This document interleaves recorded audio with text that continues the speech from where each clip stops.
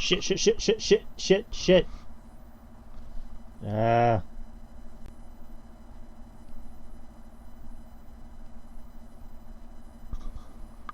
Okay. Thought I fucked up on something. Hey, hey!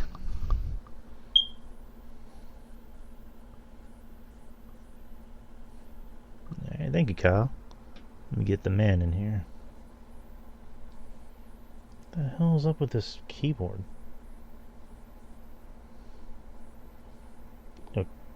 Okay, I'm trying to... You gotta be kidding me.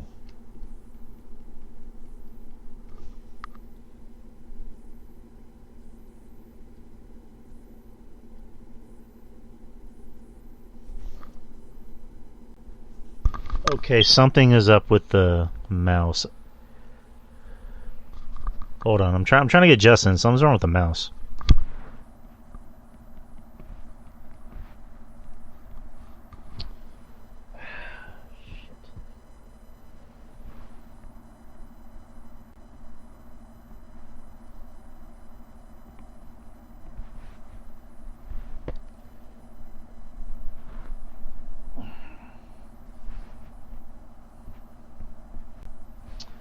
Are you kidding me right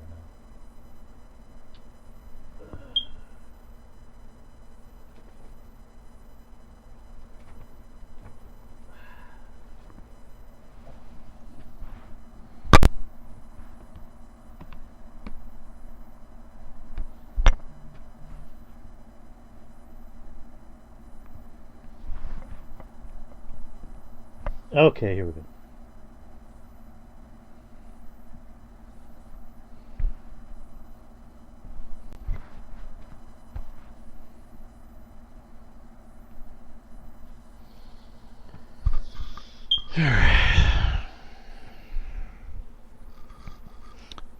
Yeah. Yo. What's going on? Not much. Just having a little problem with the mouse pad, but got that. Yeah, got I was hearing you. Carrying your mouse was acting up. Yeah, because as you guys know, I record on my laptop here, so I have that little like mouse shtick, whatever you want to call it. So I kept pressing the right side. It feels like it's jammed on something. I don't know what, but anyways, yeah. Justin's here. I say you should get yourself a analog mouse. I have one. I just don't know where the fuck it is. But okay. But I think I need to buy a new one. But other than that, how are you? How are things going on with you in your life? Oh, good, man. Yeah, can't complain, man. Yeah, everything it's normal. Normal, can't complain. Shop's doing well right now, as well. So, yeah, man, got a lot of... I'm just preparing for the first and second, you know what I mean? Just trying to top up on some merch. But, yeah, man, other than that, man, it's been good. Yeah, man. Again, I'm very happy for your success. I'm proud of your success. And I hope it stays the way it is. Oh, as a matter of fact, not just the way it is, I hope it keeps improving. Yeah, I hope it gets better. Right. Yeah. So you're going to have your own empire. Yeah. You're going to be rich. You're going to have your own top hat. Your own golden house. Yeah. I mean that. Yeah. If I could just give myself just a house, that'll be great. I think you'll get there, man. I believe in you. But anyways, guys, this is episode 300. There's supposed to be a few more people coming in, but yeah. This is Sparta. This is Sparta, people. It's already episode 300 because I know it felt like last week that we did episode 200, and I think that was like a year and a half ago, like in 2021. So this is a year before you came on. Right. But yeah, 300 episodes. It's pretty nuts to think about. Yeah. I mean, what else can I say? But yeah, it's 300 episodes, and I'm blessed that I got this far. So, Here's to another 100. I did. So another 300. Here's another 300. Will I be alive by then? We'll see. I would like to hope so. It's only 5 years. It's like I'm gonna put my body in the ice. Make sure 6 years rather. 6 years. 300, and then another 300, then another 300. Probably after 1,200 episodes, I think I should maybe retire. But that's just kind of how I view it. But I did bring some news, kind of half and half. They're not really news. They're really just I found some quotes that Paul Heyman said that I thought were kind of interesting.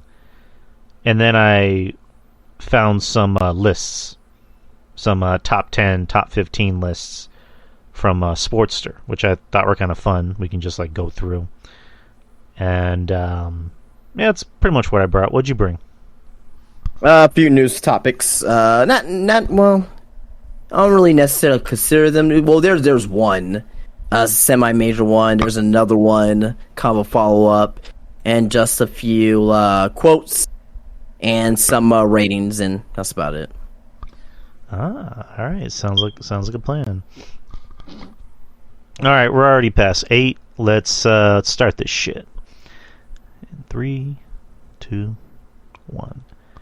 Hey, what's going on, guys? It is Wednesday. It's 8:01 p.m. Central Time here in San Antonio. Welcome to episode 300 of the podcast, the Drew Yari Experience, as the owner of the show likes to call it. He wants it to be experience. I'll call it the experience. So the Drew Yari Experience. I'm your host, Drew, for the 300th episode. With me, as always, my podcasting partner in crime.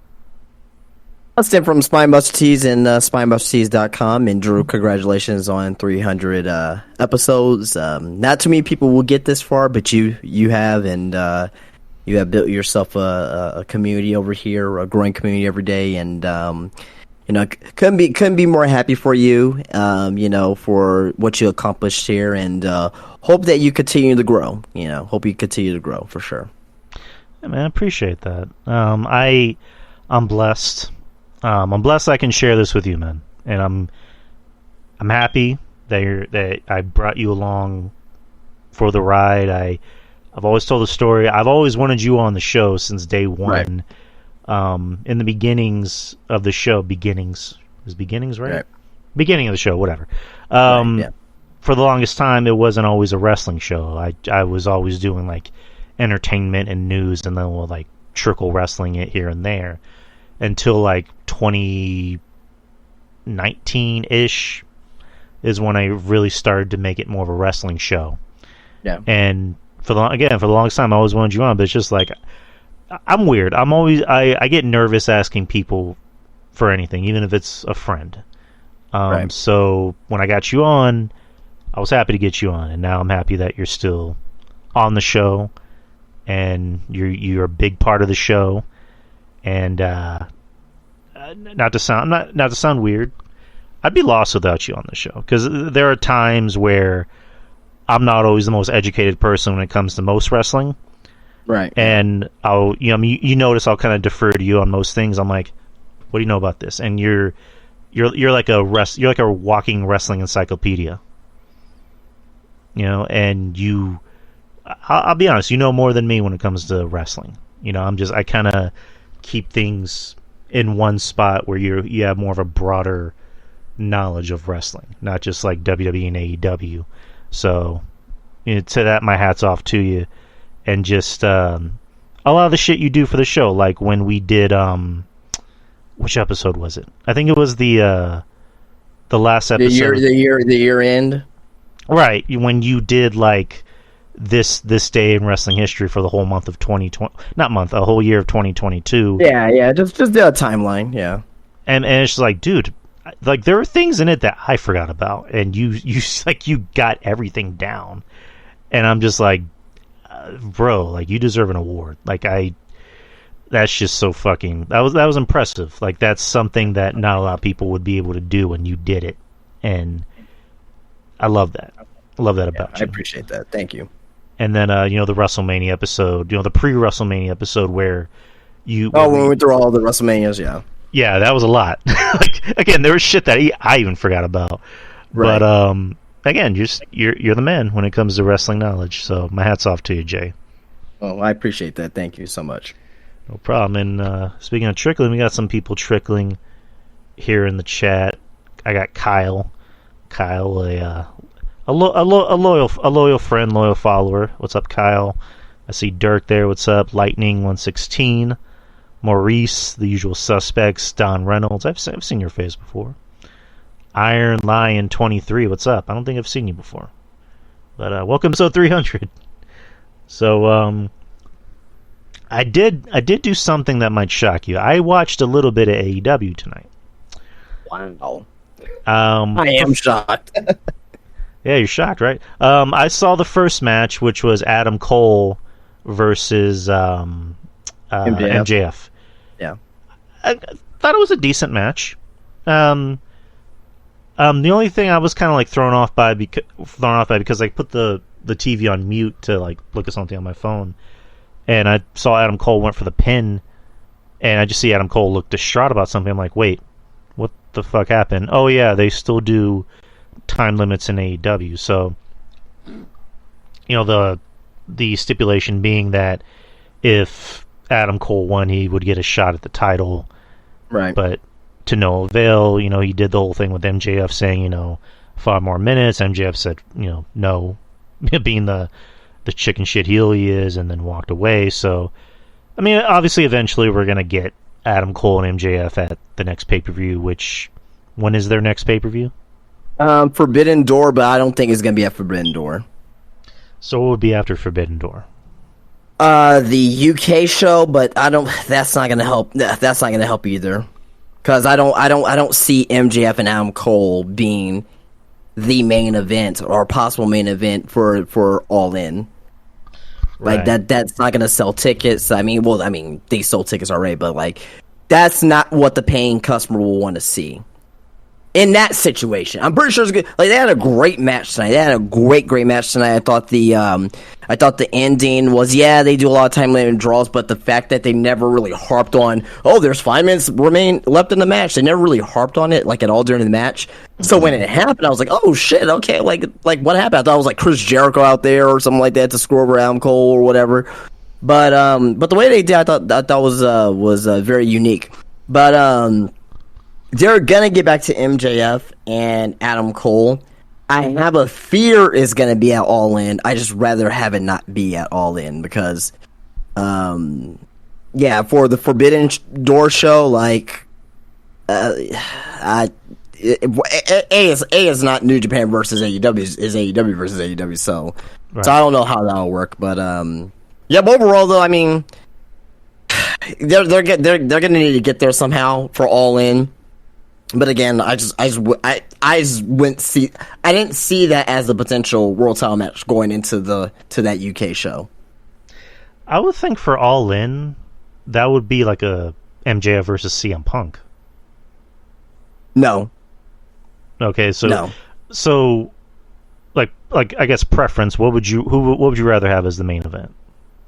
If everything aligns right, the Elite versus CM Punk and FTR. That's if they will want to work with each other. Now, CM Punk versus MJF, that could be secondary, and that will help. That'll help like sell a little bit more tickets there. But I think that if you're going to, if you're going to have this, your very first international stadium show, right? Or, it's not the first stadium show because Arthur Ashe is technically a stadium, but first international stadium show, the Elite versus CM Punk and FTR will probably do it. Okay, all right. But that'd definitely be money. But I guess as far as like MJF, like who would he defend the title against at All In? It's probably going to be Adam Cole. I don't agree with it. Okay, all right. Like I said, I don't agree with it. I just don't think that that's the match that you'll put for the stadium show. But again, it's like who really else what makes sense at that point. You know, him and CM Punk, yeah, but like outside, that's like there's really nobody that's really maybe MJF versus Kenny Omega, but I see Kenny Omega being involved with now. Unless they do. Kenny Omega and CM Punk has to have like something together. Maybe they do CM Punk versus Kenny Omega in a one-on-one match. I don't know. There's a lot of different routes that they can go with this. So, it really just depends on how they handle it at the end of the day. But Tony Khan, I know he has a plan already. You know, we just don't know what that plan is. But he has to have some type of plan already because you're not going to bring it back to CM Punk and not to have a plan for him for the next 5 to 6 months at least down the road. Well, I mean, we'll just have to see, but yeah, I mean, I can see the Elite and FTR and CM Punk main eventing All Out. That's definitely gonna put butts in seats, like Tony Schiavone said. But absolutely. As for the rest of the show in AEW, I kind of zoned out after the first match. I did see the confrontation between Jericho and Sting, and I remember seeing a tweet that somebody put up where they said they wanted Jericho versus Sting in AEW, and he just put, not interested. So I guess that's kind of where they're going to go, I guess. Yeah, I mean, a tag match. I mean, because I know you probably didn't see the promo, for what it sounds like, but Sammy Guevara came out. He was doing some cryptic stuff. I think he was probably going to say, hey, I want to split from Chris Jericho, or I want to split from the JS. Darby Allin came out and said, like, hey, basically, long story short, he was like, hey, I want you, I really think that, in order to elevate your career, you gotta split from Jericho. In a sense, that's what he said. And then Jericho came out and said, how come you didn't call me? Or, you've been chasing, MJF for 3 months, how come you didn't call me? Or nothing like that. So this thing came out, then, they just hyped it up as like, it's the first time Sting and Jericho has ever been in the ring with each other ever on TV. Which I believe that's correct. I'm pretty sure that's correct. But outside of that, though, the segment did what it needed to do. They're trying to turn Sammy babyface. And Darby kind of made it seem like, well, hey, the crowd's starting to cheer you again, and honestly, there was a mixture of boos and cheers. So it was split, but it was better than what it was last year. Last year, he was getting nothing but boos. Like, he was like, fucking, just hated for the wrong reasons. By the way, it wasn't even like wrestling heat. It was like go away X-Pac heat. Mm-hmm. But I don't know. We'll have to wait and see what they go with that story. All right. So I'm pretty sure you have it on. So what's going on right now? On AEW, we're in a commercial break right now. It is Wardlow versus Jake Hager. Who gives a shit? Exactly. Wardlow's going to win this match, obviously, but, whatever. It is what it is. It's for the TNT title, which is the third title in rank now. Because the international title is above that, so. All right. So I forgot to even bring these up. So let me pull. So let's kind of do what we always do. Let's review shows and then get to the topics at hand. Yeah, so let me just pull up WWE SmackDown from last Friday. All right. So SmackDown from June 9th. The Usos interrupted Solo Sikoa, or actually just Jey Uso interrupted Solo Sikoa and Heyman. Solo telling, or not Solo, but Jey telling Solo pretty much, you turn your back on me, I'm your brother, yada, yada, yada. And then Heyman kind of manipulating Jey's mind, saying that eventually, Roman's going to want to how did he say it? Groom you to be the new tribal chief. Groom to be a new tribal chief. Yeah. And then Jey, of course, interesting. And then when Paul Heyman extends his hand to shake it, Jey just says, "I'll do that later." Or I forget, what do you say? I'll do that later, or something like that. Right. And then get to the back. Oh no, before that, Paul tells Jay, you have a chance to redeem yourself. You have you have a U.S. Championship match with Austin Theory. Of course, Jay takes him upon his offer and then doesn't shake his hand and leaves. Later on the night, Paul Heyman talks again, saying, we got to get your suit fitted for next week. And Roman just gave you his private jet, A, B, C, and D. And then Paul extends his hand again, and then Jay just says, when I'm in the bloodline, you're not going to be in the bloodline anymore, and then walks off. So, I just thought that was kind of funny. But you get to the main event. We'll get to the other stuff on SmackDown. We're just kind of going over the big points. We get to the main event, which is Jey Uso and Austin Theory. I thought, good match. The crowd was very pro Jey. Kind of a typical Uso bloodline match. A lot of gaga, a lot of interference.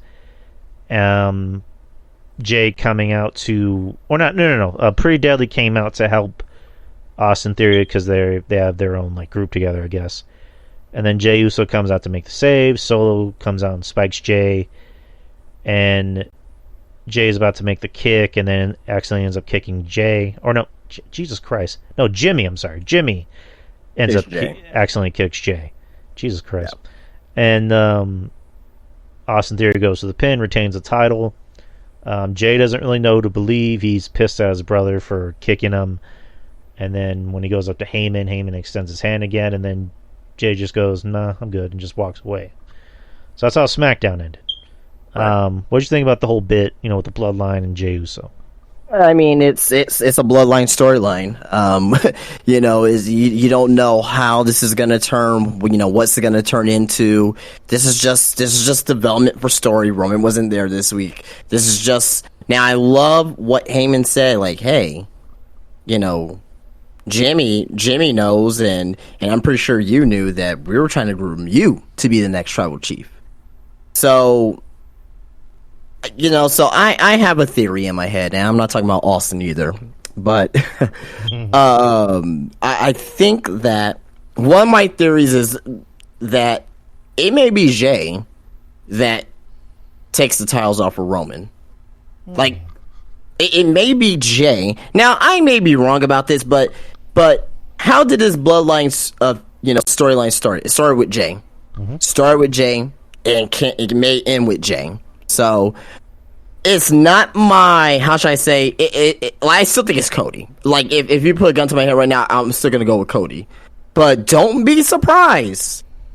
Don't be surprised if plans have changed and that WWE decides to go with Jay to end Roman's streak. So, or it could be something like, it's Cody versus Roman at next year's WrestleMania, and Jay comes out, super kicks Roman, something like that, and whatever. But I do believe Jay, this for sure, Jay is going to have a big, he's going to be a big factor on ending Roman's title streak, period. So, but as far as storyline is concerned, I mean, this was just to get from 1 week to the next, right? Roman's coming back next week, and when Roman's there, that's where we're going to see the next huge advancement in the storyline, is what Roman's going to say. So, we'll see. Overall, I thought it was great. Still, you know what I mean? This is still the best thing in wrestling right now, obviously. But when Roman gets back next week, that's when we're going to see the next step into the storyline and what's really going to go down next. Right. I wouldn't mind if Jay was kind of in that spot, because when you look at him, it's like he's not a small guy. I mean, he's not a huge guy, but he looks believable in that spot. And he has a lot of sympathy from the fans. He is a white meat babyface to the fullest extent. And the guy can definitely work. To me, I think he's very underrated when it comes to how good he is in the ring, because you look at everybody in the Bloodline. Of course, Roman's the star, and we all know that. Solo. I mean, he gets better every time we see him work, and he looks like he's more comfortable in his role. Right. Jay, to me, is the better worker, and he's the diamond in the rough. they're just getting ready to pull that trigger. I think it's facials, his acting. Honestly, I think Jimmy and Jay are both the same when it comes to in ring, but I think Jay is a little bit over the top with the with his promo ability and the way he emotes and his facial expressions and all that. I think that's what sets Jay over the top over Jimmy, in my opinion, at least. Right. Jay's in better shape. Jimmy's a little, I don't want to say fat, but he's a little chunkier. But as far as their work goes, yeah, it's similar. But like pretty much everything you just said. Jay has everything down to a T. So I'm interested to see where this goes. Next this coming Friday. All right, moving on. You have the Money in the Bank qualifier. It's Santos Escobar versus Mustafa Ali.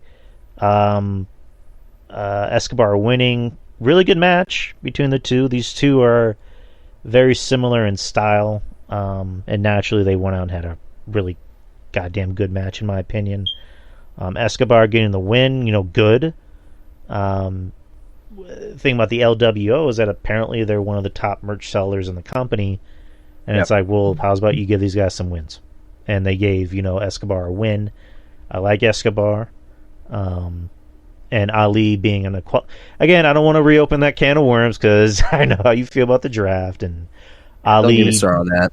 being in this match, even though he's on NXT technically. No. He's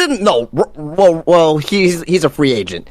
So again, and I mentioned this last week, I'm okay with him going back and forth between Raw and SmackDown, but NXT is like to me that's separate. But but again, I understand because he has that free agent tag. But Dana Brooke being in fucking NXT, there's no excuse at all, and she was there last night too. So just fuck me, right? Like I don't know shit. I know Dana Brooke being on television is still just mind-boggling, but nonetheless, good match between the two. What did you think about the match? Two of my favorites here. Two of my favorite in-ring talents. Wasn't it didn't take my breath away, but it was a good TV match. Right person won. And LA Knight joining commentary, being entertaining as usual. Yeah. Telling Michael Cole, "You touch my glasses, I'm gonna smack him off your head," or something like that. But yeah, cool. And next you had the NXT Women's Tag Team Champions Isla Dawn and Alba Fire coming out, and before they can even talk, Ronda Rousey and Shayna Baszler, the WWE Women's Tag Team Champions, come out and interrupt them and say, pretty much this sounds not big enough for the two of us, and let's combine the titles. And the rumor is, yes, they are going to be unified, and it's going to be, I guess, the titles are going to be on all three brands, Raw, SmackDown, NXT. Good. Which, yeah, again, good. I'm glad. Good. Good. Because there ain't no fucking division, I can tell you that shit. So good. All right. Next you had Michin versus Bayley in a women's qualifying match. Bayley winning. Mm-hmm. Nothing too much to dissect from this match. Bayley getting the win. It was kind of expected. Next is you had the WWE Women's Championship unveiling. Since Asuka was the Raw Women's Champion, she's on SmackDown, and Rhea Ripley is the SmackDown Women's Champion, she's on Raw. They finally decided to change the titles, and they're no longer called Raw and SmackDown titles. They're called, this title is called the WWE Women's Championship. WWE Women's Championship, there you go, which is a take of the new title that Roman has, which at first I was like, it's the same belt. Yeah, no, it's the same belt. It's kind of like what they did in NXT, or what they're still doing in NXT, where it's the same belt but it has a different strap. So lazy.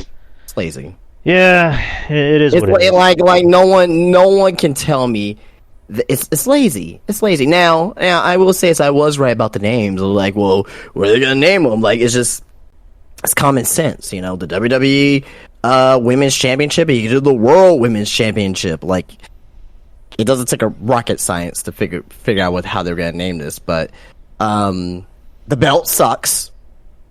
Like Roman's, the belt sucks. It's lazy. Now, again, I will say that this is the best version of the shitty belt because it has the gold on ends. Like it looks better, but it's still lazy. Like we're gonna have another 5 to 7 years of the same belt, and people are just end up like, and you know what? People are gonna go online buy the same belts. It's kind of like Madden. It's kind of like Madden and fucking NBA 2K. You buy the same goddamn game every year for a fucking roster update. You know what I mean? Even WWE 2K, you buy the same game every year for a roster update. Yeah, this is the equivalent to that. Like, they just better effort, That's all I'm asking for. But again, it's budget, and WWE, was bought by Endeavor, and all that. I get that, and they're going to be making budget cuts soon. So I get that, I understand that. But at the same time, you made a brand new world heavyweight championship belt. You made it tell me you couldn't do anything for the WWE. Now, if you would have done something for the WWE title and make the women's title based off that, I would have been okay with that because that's still a new belt. Kind of like what they did with Rhea Ripley on Monday. Like, even though, it's still lazy, but it's still the new belt. So I'm like, okay, well, I'm more forgiving in that. But this one, we've been having this title since fucking 2013, essentially. Well, yeah, I mean, 2014 or wherever the WWE logo changed. But regardless, this belt sucks. Yeah, you're not wrong. And then speaking of sucks, this segment was kind of sucky. Asuka gets her new title. Charlotte comes out and wants a title match. Don't even get me started on that.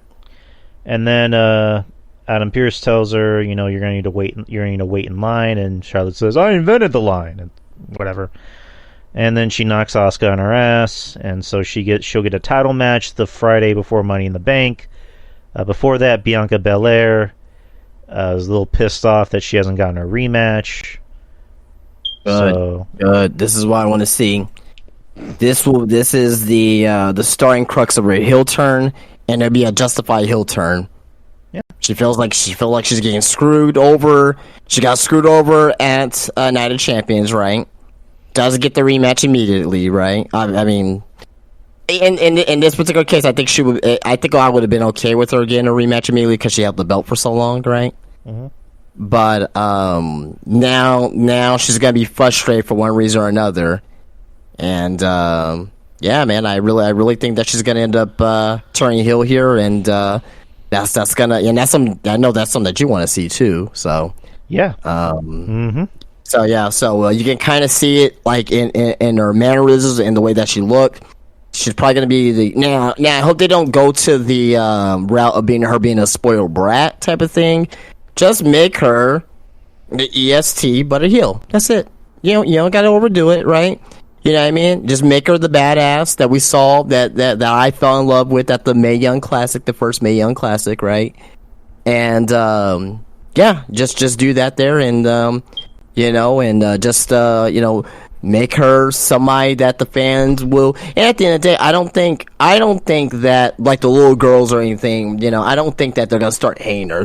The little girls that like Bianca Belair are still gonna like Bianca Belair, in my opinion. I mean, I may be wrong, but I don't really think this is really gonna do anything as far as like her image. She can still do like the media and stuff like that. I don't really think that's gonna hurt her at the end of the day. So yeah, you're not wrong. I mean, just.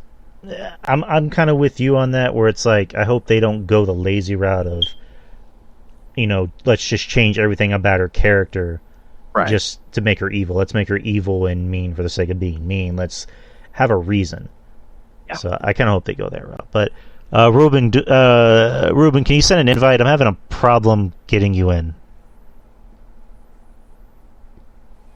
Raise your hand so I can just easily add you in. Okay, never mind. I got you.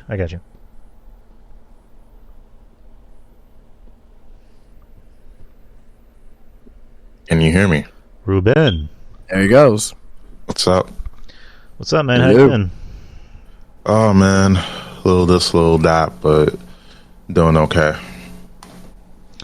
Yeah, Hope man. I don't sound too off, because no. been getting work done on my teeth, so Oh man. yeah, it's I think at this point I might as well live at the dentist's office. Well, is your dentist do they look like Britt Baker? No, Oh well, that's a shame. I mean if they put enough anesthesia long enough, then everyone starts to look like Britt Baker after a while. Are you assuming that every white dentist looks like Britt Baker, Ruben? I guess. Oh boy, but yeah, that's rough. That's rough. That's rough, man. Yeah, man, appreciate you for coming on. Of course. It's your big 3-0. The big 3-0, I should say. So I was gonna come on, so I gotta be a man of my word. Yeah, awesome. Glad to have you on. But yeah, man, we were just going over SmackDown from last Friday, and talking about the whole, I guess, the new but not so new women's championship. Me and Justin are both in agreement. Again, it's just lazy. Like, it's basically the same belt that it's been for since like 2013, and they just don't want to make any changes to it. I don't know why, but I mean, we do know why. But it's like, come on, like, it's evolved with the times. It still looks like a giant belt buckle. But what's your overall opinion on the belt change? That's not really a change. It's very lazy. When I just saw the belt design, I was like, yeah, this is very lazy. At least with the Rollins belt and Rhea's belt, there's some actual effort, because I guess they want to have all the SmackDown titles be undisputed, which, if you saw closely, Asuka's belt says undisputed. So, oh yeah, I got a comment about that in a second. Yeah, and I'm just like, okay, so she's not undisputed if there's another women's champion on Raw. So exactly, yeah. To me, it's just like, what's going on here? What's it's just so confusing overall. I think that all this could have just been solved if they just be more creative with the design. And this whole brand split thing, oh fuck, it's a mess. It's a big mess. Like, overall, the belts, the brand split is like, nothing makes sense. I'm getting an aneurysm right now. Yeah, no, I was, dude, I was pretty, like, just not more so just disappointed and angry, because I was initially angry. I was like, damn, that's it, like. And then everything that they were doing afterwards is just kind of like lazy. And it's just like, for all the people that say, no, there's no way Triple H is in charge. No, he is in charge of some things. Like, Gunther. He's not in charge of that. Like, he's not in charge of he's in charge, like, essentially in charge, like, the brand split, maybe the roster itself. But, like, having Seth Rollins go to NXT next week. Yeah. Like. What? You know what I mean? Having Dana Brooke on NXT when she got drafted to Raw, and she's been on NXT the past 2 weeks, and she has not been seen on Raw not once yet since the brand split. Yep, it's very lazy. Am I going crazy here? Am I stupid or something? Like, what's going on, WWE? So a lot of people were saying. So I get what you're saying about, like, Triple H is in charge, but if you watch NXT from 2013 all the way to 2019, right? Has Triple H done stupid stuff like this, where shit don't make sense and shit where you questions like that doesn't make sense, or where it's like, oh man, like in the story, like, okay, well, they never explained that, like, why is this happening?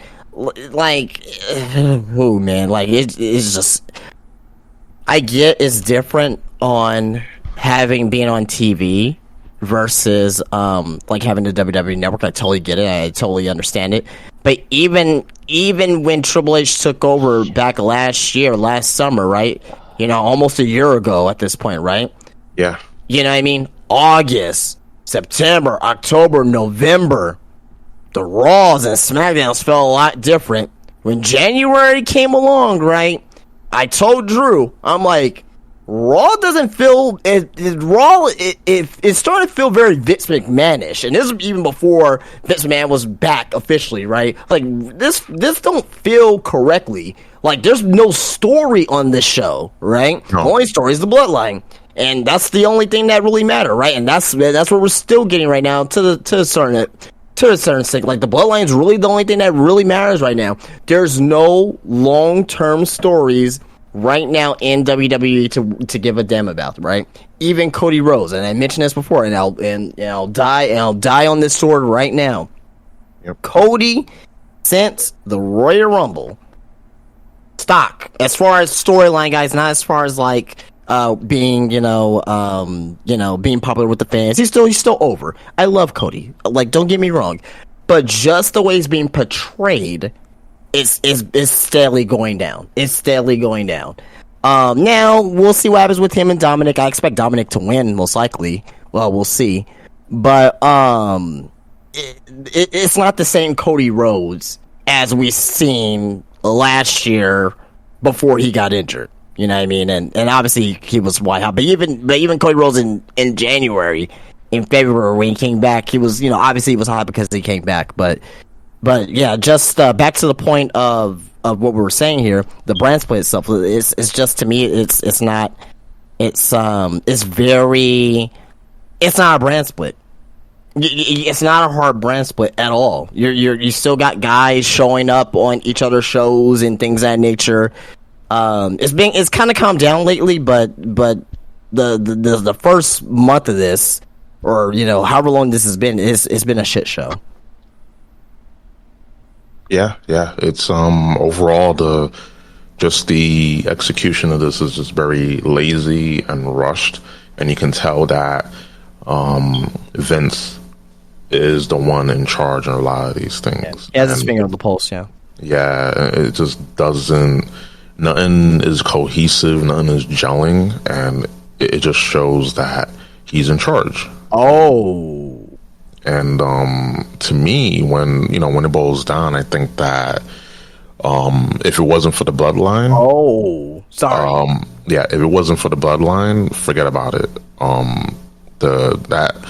That's what's carrying. There's a few things, but that's like the main story that people are tuning in to SmackDown on a weekly basis. And then you have Gunther, you have a handful of people. A handful of talent, but besides that, it's just the Bloodline. Like, that's the most interesting thing that makes sense. It's cohesive, and people want more of that. Everything else is just, in all honesty, just filler.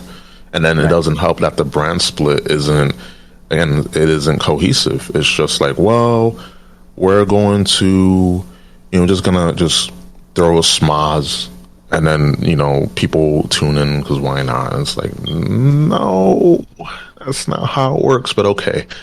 And I don't know. I think overall with the belt designs, on SmackDown, very lazy. When I saw that belt, I was like, really?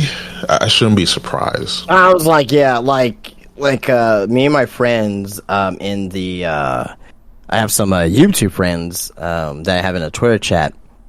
Like we all agree, like it's gonna be the same design, but maybe with a white strap or whatever the case may be. Now I was thinking with Rhea's, they may do the same as Roman style, but black, but whatever, but smaller, whatever the case may be. But yeah, real quick breaking news: Forbidden Door added 2 more matches.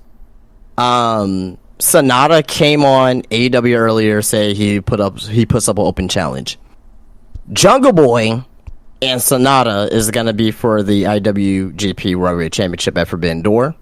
That's going to be a good match there. Then MJF is going to go up against Hiroshi Tanahashi. So basically, it's just basically like MJF versus John Cena of Japan, pretty much. So, yeah, that's. Yeah, I mean, I know some people don't watch New Japan, but to me, that is not huge per se, but those are going to be 2 important matches on the show for sure. I like Tanahashi. I love Tanahashi. He's just old now. That's all it is. But I love Tanahashi. Yeah. What happened? No, I'm saying Will Nightingale. I mean, she's cute, but she cannot wrestle. I'm sorry. I was gonna say Justin is Okada on the show. Yeah, he's facing off against Bryan Danielson. Oh, okay. Yeah, that's. I will probably main event with that. So it's Okada versus Bryan Danielson. Then you got Kenny Omega versus Will Ospreay. And then you got MJF versus Hiroshi Tanahashi. Then you got Sonata versus Jungle Boy. I mean, those 4 matches right there, if all correct, like, man, like, just the first 2 matches, that are announced alone have potential of being matches of the year. So, but I digress. But yeah, we were on SmackDown, so yeah, let's continue. All right. Yeah. I mean, I'll just finish off what I was saying, just to encapsulate. I think that overall, the designs of the belts on SmackDown are very lazy, and I do hope that we do get a set of men's tag belts. Because just having a pair of red belts and a pair of blue belts, it's really just asinine, mundane, and it's like, can we it's just to sell titles as well. Like, yeah, like, believe it or not, like, I had a few people that came into my shop today. They were looking at some of my mini replica belts. I have some mini replica belts that I have there. I bought some more, but regardless, though, they're like, oh yeah, whenever you get the new women's world championship, or whenever you get like Asuka's new championship, post it. I'm like, you do realize it's the same. I was like, in my head, of course, I was like, I said out loud, I was like, yeah, sure, of course. But like, in my head, I was like, you realize you're just gonna buy the same belt again. But it's weird, man. It's weird. But the alternate costume, pretty much. You're buying the same thing, but an alternate color. Yeah, it's like, like when you ever play like Street Fighter, right? You know what I mean? Like, remember Street Fighter 2 back in the day? You know what I mean? Fucking, you got your Ryu in his regular white with the red bandana, then you got the Ryu in like the blue with the black bandana. It's like same costume. Anyway. Yep. It's like the Justin will get this. It's a Simpsons reference. It's like the episode with Malibu Stacy, where Lisa wants to put out her new doll, but then the company ends up putting out another Malibu Stacy with a new hat. Yeah. Pretty much. And Lisa's like, she's her with a hat. And then Mr. Smithers, new hat. Oh man. That's basically it. That's pretty much what it is. But it's the same belt but with a new hat. Oh man. But all right, another men's Money in the Bank qualifier. You had Butch, or I guess he's still Bush, versus Baron Corbin, the NXT champion. Carmelo Hayes and Trick Williams were at ringside. Butch got the win on a roll-up, because fuck Baron Corbin, I guess. That's the way he loses all the time. He is the master. I don't think I ever seen anybody lose as many matches with a roll-up than Baron Corbin. Just going fruit roll-up. He just sucks. He just sucks. Like I tried giving Baron a chance when he went to NXT. He's worthless. He sucks. He's been there for like 2 weeks. Like you don't even want to boo him because he sucks that bad. It's like, come on. But you know what? I hate the way, I don't like his attire right now. Like, to me, that's like the type of attire when you're on your way out the company. I hope he's not. Like, you know what I mean? I don't want to see anybody lose their job. Even Dana Brooke, I don't want to see her lose her job, right? The only person I want to see lose her job is fucking Aaliyah. Yeah, like fuck her, okay? I don't know. Baron's dressing like he's about to play pickup. Like he's about to play basketball or something. And just like, hopefully he's good at that. It looks like, no, he doesn't look like that. It looks like he's like, like he's about to do some MMA sparring. Like, I don't know what the hell he's doing, but yeah. Or he's at his pool. He's about to jump in with the kids. Yeah. Like, Jesus. But next is another Money in the Bank qualifier. Yeah, the women's Io Sky versus Shotzi. Io winning from interference by Bayley. That was a decent match. This was probably the best I've seen Shotzi look in a while. But Io Sky's in the match, so is Bayley. They want the Money in the Bank. Well, it looks like they want the women's Money in the Bank to be a lot bigger than the men's, because a lot of people bitching about the men's Money in the Bank that it's mid.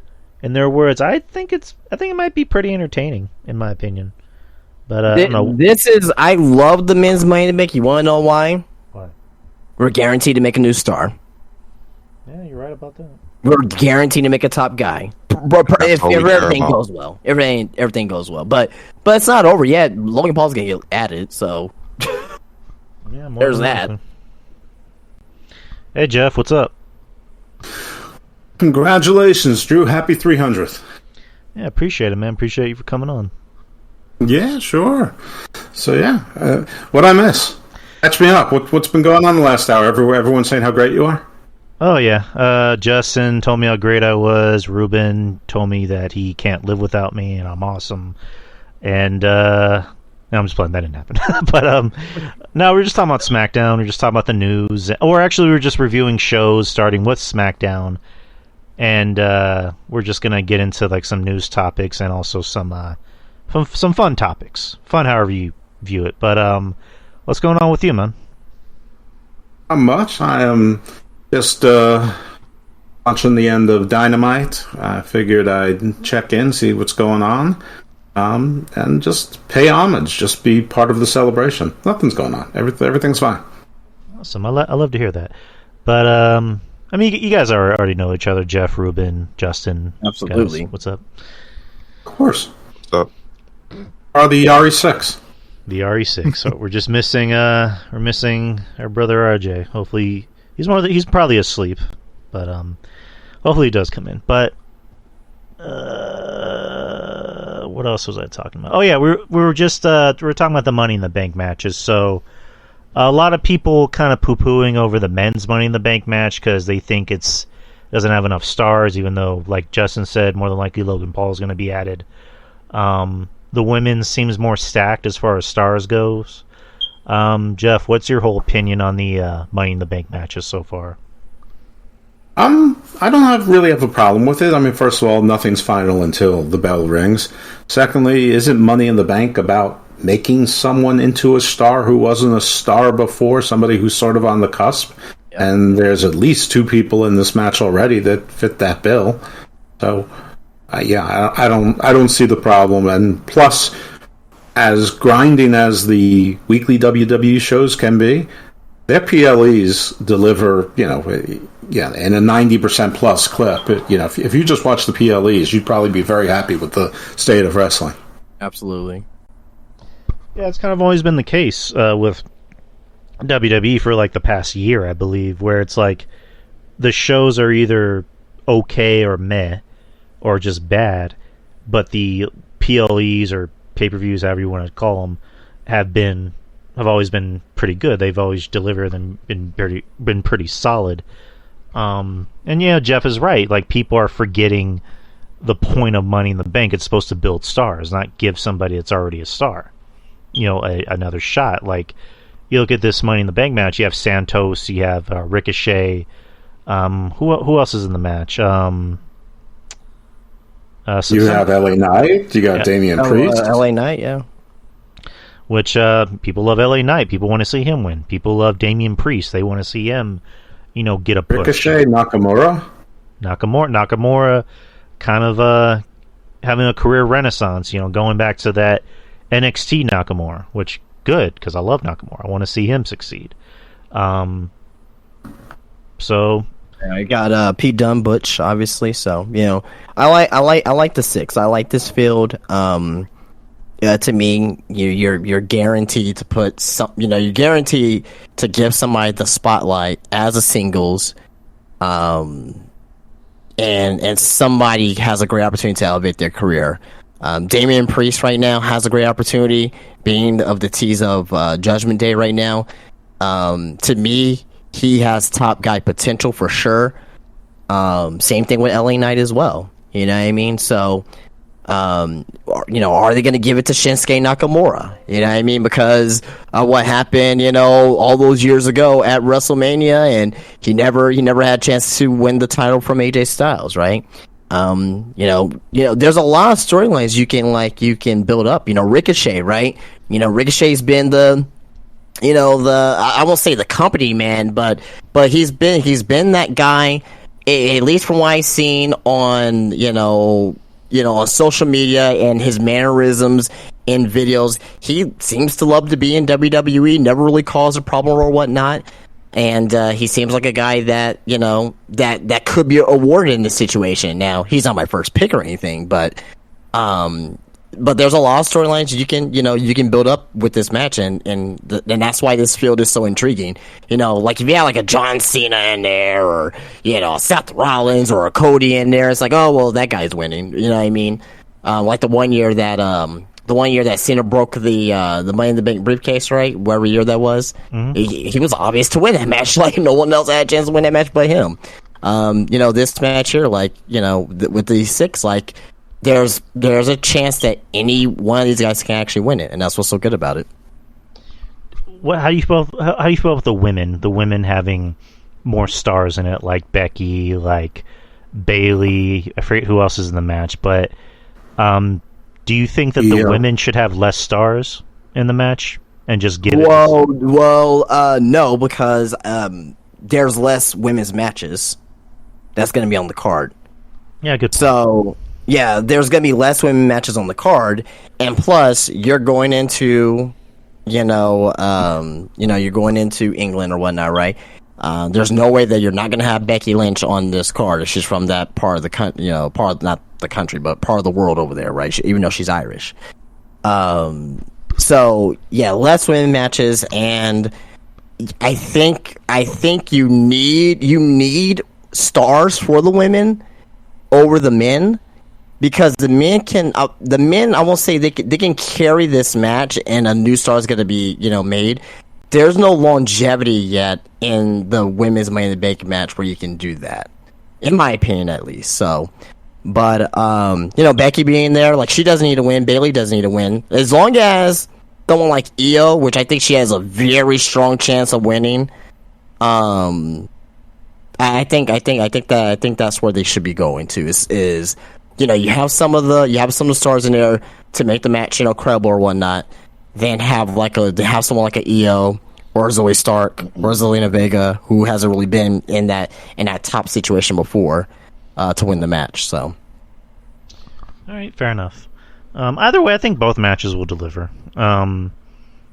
With the women, it's interesting because you're also prolonging storylines, especially with Zoe Stark and Becky. We can see where that goes. Instead of just rushing a match on a pay-per-view, you give it time to season, to marinate. So, and then of course Trish is going to be involved in the match somehow too.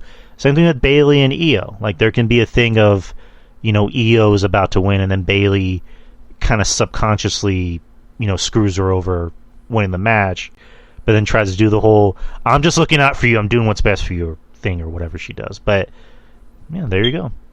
And same thing with the men's. The men's could possibly be the one that outshines them.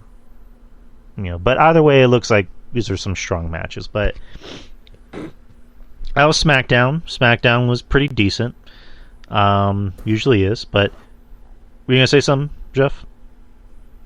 If you'd like me to. I just think that it's interesting, when you follow along with WWE stories, because, let's face it, the WWE is more about stories. So, and you're right, with the 2 Damage Control entrants, you can go one of 2 ways, and either one, if you predicted it, nobody can call you dumb. So that's good. It's like 50-50. It can be that one of them costs the other one, and the one who prevails ends up with the case, and that furthers the Damage Control split. Are they friends? Are they not friends going on? And and can be a side feud if you don't want to cash in right away. Or they cancel each other out. They completely break up right there on the show and clobber each other. I think Becky and Zoe will cancel each other out. I think you're right. Trish will be in there. Zelina Vega, I think she had her moment. I think that's it. I don't even remember who the last woman is. It's not been decided yet, has it? No, so currently right now, so they do have 5 right now, so we're way on the 6th one. So it's Zelina Vega, Becky Lynch, Zoe Stark, Bailey, and Io. Right, so they'll probably either do, a losers match. Whoever lost the qualifying match is having a whatever it is, a fatal 3-way, a fatal 4-way, whatever was left, or they'll have some other people. It's probably going to have to be a Raw talent because I know they're trying to do an even split on this because Zelina, Bailey, and Io are on SmackDown. Then you got Becky and Zoe on Raw. So maybe something is going to happen on Raw this week where we'll get that final spot. Yeah, I think that's very likely, and that's fine, or at least they decide what the match is going to be and they book it for SmackDown. Either way, I think that'd be great. But it's Raw that's having it's SmackDown that's going to have the tag team gauntlet match. So you're right, it'll probably be on Raw because SmackDown having the tag team gauntlet match that's going to take up an hour of the show. So yeah. That's only leaving half of the show, plus you got Bloodline stuff. So, yeah, it'll be on Raw. I think you're right. So, I wouldn't be surprised whoever that entrant isn't the one that I ultimately pick, though. I think if I had to pick someone right now, it would probably be Io. And Bailey maybe screws her up. On the men's side, you have Ricochet and Nakamura, being friends but about to become enemies. So, I think they cancel each other out. Santos would be interesting, but I don't think so. I think it's either Damian Priest or LA Knight, and if they're turning Damian Priest face, and it looks like they are, I mean, who better to have the case other than LA Knight? I mean, you could go Logan Paul, but he's there 5 times a year. LA Knight's there 52 weeks a year. A similar personality, and he works there full time. So I would rather go with LA Knight, and I think the money. I mean, I've been saying for months, even before he started winning matches, that the Money in the Bank case was made for a guy like LA Knight. Absolutely. I kind of hope that Logan Paul doesn't come in the match because then it would just be like okay, so we know who's winning.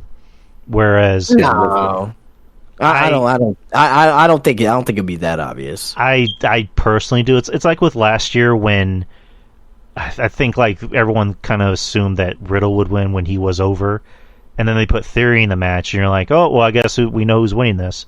Well, so, that was the night. That was the night of though. Like, you know what I mean? That was like he went out there and he inserted himself in the match. You know what I mean? So right. But I don't see it that way. Me personally, I really don't see it that way. But I'm with Justin. That would be like if Vince McMahon walked out, with Bobby Lashley in tow and said, "My champion," just like 2005 or something. Right. Then the fix was in. Yeah, right. But but as far as the women, the only other person I see that is gonna be in the match is Candice LeRae. I'm looking at this roster right now, or maybe Raquel Rodriguez, but it's probably Raquel. Yeah, probably Raquel. Either Raquel or Candice LeRae for sure. But is Candice injured right now? Well, I mean, weren't they like running vignettes for her last week? Yeah. I don't know what they're doing with her. I actually think it's probably going to be. I could actually see Chelsea Green finally sneaking in. I think the Money in the Bank case with Chelsea Green would be awesome. Yes, and like again, just the whole thing of like, I lost the match, I need to speak to your manager. Like just like her character pretty much writes itself. Like if she doesn't win, she's gonna go complain to management about it. So I love Chelsea. I think Chelsea Green has been one of the few like Triple H returns that has actually worked and has actually gotten over. Yeah, but she needs to win some matches. I know she's a heel. She doesn't need to win a lot, but she needs to win some. I mean, her and Sonya have been basically treated like jokes. I think Chelsea has won one match since she's been back. Right. I think you're right. Right. I mean, I agree. But, where else was I going? Oh, yeah, so that was SmackDown. I'm going to get to Raw. Raw, I kind of missed most of it because I was watching the NBA Finals. Congratulations to the Denver Nuggets. The show opened with Cody Rhodes and Dominic. He tells Dominic, I challenge you to a match at Money in the Bank, and the whole time Dominic is getting booed, of course, and Dominic's trying to dance around the topic of, I'm better than you, and Rhea's trying to hype him up, and The whole time Cody's like, is that a yes or a no? And then Dominic finally accepts. So now they're going to have their match at Money in the Bank. After which the Miz attacked Cody, and Cody went at Miz, and Dom got another sucker punch at Cody, being the chicken shit heel he is. So we're getting we're getting Cody and Dom at Money in the Bank, so kind of prolongs Roman's title reign until Mania, or kind of like what Justin just said, there is a possibility, things could change. You might even have a new champion before that. So, but overall, what do you think about Cody and Dom at Money in the Bank? Like, is that good for Dom? Is that good for Cody? Is that good for both? What do you think? It's good for Cody. I'm sorry, good for Dom. Uh-huh. Cody, it just doesn't do anything for Cody. This is good for Dom. I see a scenario. This is really just to get, because at this point now, since we're getting this match at Money in the Bank, we can forget about Cody versus Roman at any point in time. I was hoping Cody was going to be in Money in the Bank, him winning Money in the Bank, and cash in against Roman to have a match at SummerSlam. But we can forget about that now. This is only a detour for Cody to face off against Brock Lesnar at SummerSlam. They need to have that rubber match. That's all this is. That's all this is. And maybe Brock comes out there, screws over Cody. I would not understand why. Maybe I mean, at this point they still haven't explained on why Brock attacked Cody in the first place. There's still no explanation. I'm still waiting on it. We're not going to get it. But I think that if Brock comes out there and attacks Cody, the justification, because Brock beat Cody, but the justification for it is that Cody never tapped out. He just passed out. And Brock will feel some type of way about it. And he's going to make him tap out, at SummerSlam, or whatever the case may be. But the rumor right now is that the potential match, if they have another match, could be a bull rope match, perhaps. Mm-hmm. So... But this is good for Dominic. This would be a good way to get Dominic a win, right? In London, get booed out of the stadium, and give more heat to Cody and Brock going into their potential SummerSlam match. So it's a bull rope match. There was a rumor for like a day, and I think you debunked it, where it was like it was gonna be a dog collar match. No, I don't see that whatsoever. So a bull rope match, which I wouldn't mind that. I think the last one on WWE television was Eddie and JBL, right? I want to say we may have seen one before.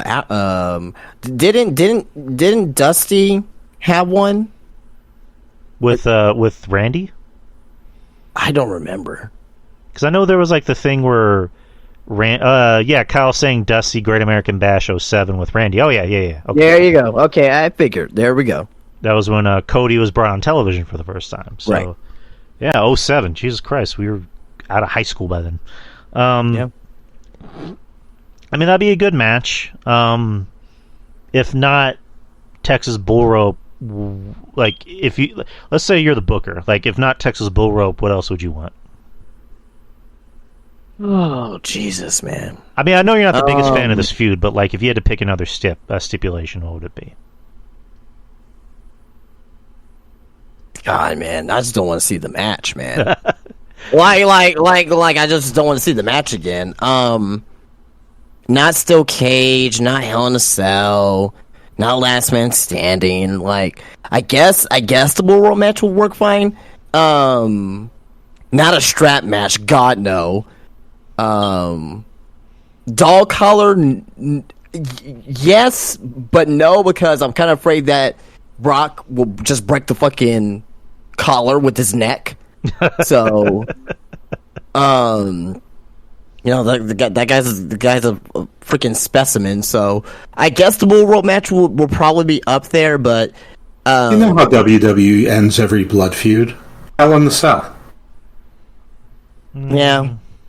Yeah, it's no longer going to be a pay-per-view. I agree with that. I guess. don't want to see another Hell in a Cell match for a while. We got one at WrestleMania. I don't want to see two in 1 year. I I think WWE wants to make Hell in a Cell special again, and just having it another Hell in a Cell match like 4 months later is kind of like, that's just my opinion. And also, this isn't really a blood feud when you think about it, because like Hell in a Cell matches are more for blood feuds. This is like a feud. That's the best way to put it. I agree, Drew. 100%. I agree with you. In WWE's eyes, they see it as a blood feud, possibly though, just by how the matches have gone and with Right. Brock bleeding and stuff. WWE sees it as a blood feud. Right, there's been blood. I mean, It really, Well, yeah, there's been blood, but it's like Justin's been saying at nauseum. It's like we still don't know why Brock is attacking Cody. Like for it to be and we never will. I came up with a plausible answer. I didn't say it was a good answer, just plausible. But they didn't even go with that. right. It's just like, how's it supposed to be a blood feud if you don't know why you want blood? Once the guy attacks you, the reason why doesn't really matter. Well, yeah, but it's just I don't know. At least It matters Edge to and the audience. It doesn't matter to the person being attacked. Finn's Hell in a Cell match was a blood feud, so to speak. But with Brock and Cody, it's like I don't get the impression that they really hate each other. It's more just like, at the end of the day, I think it's Brock just like saying, I just want to see what you're made of. I don't know. Or again, we've been preaching Rocky this whole time. It's in the beginning of Rocky 3 when Thunder Lips beats the shit out of Rocky, and then afterwards Rocky goes, "Hey man, why'd you get all crazy out there?" And then Thunder Lips just goes, "That's the name of the game." I don't know, like you can do something like that. But kind of like what Jeff said, I think we're never really gonna know why Brock does what he does. But I don't know. Brock at this point is Homelander. He just does whatever the fuck he wants. Right, Ruben? Absolutely. Right. Does whatever he wants. Like, I'm Brock Lesnar. I can do whatever the fuck I want. Yep. Isn't he free agent status too? Yeah. Brock, yeah. Mm-hmm. Which he's one of the few guys I am 100% fine with having a free agent status. Yeah, that makes sense. The other ones aren't. It's a logic gap. Yeah, it's not imaginative. Yeah. Yep. But next match after this, you had Becky Lynch versus Chelsea Green. Becky winning. Nothing to write home about too much. It was Chelsea Green. I thought it was it was Chelsea Green. Sorry, yeah, not right. Yeah, Becky won the match. Yeah. You had Matt Riddle versus Damian Priest in was this a qualifying match? Yeah, it was a qualifying match. Yes. Decent match. Matt. Hey, if Matt wants to fuck porn stars, he can fuck porn stars. I just want him to be on the straight and narrow. I want him to be okay. He seems like he's doing okay. He looks like he's in shape. I mean, he's always been in shape, but he looks like he's in good wrestling shape and he's doing better.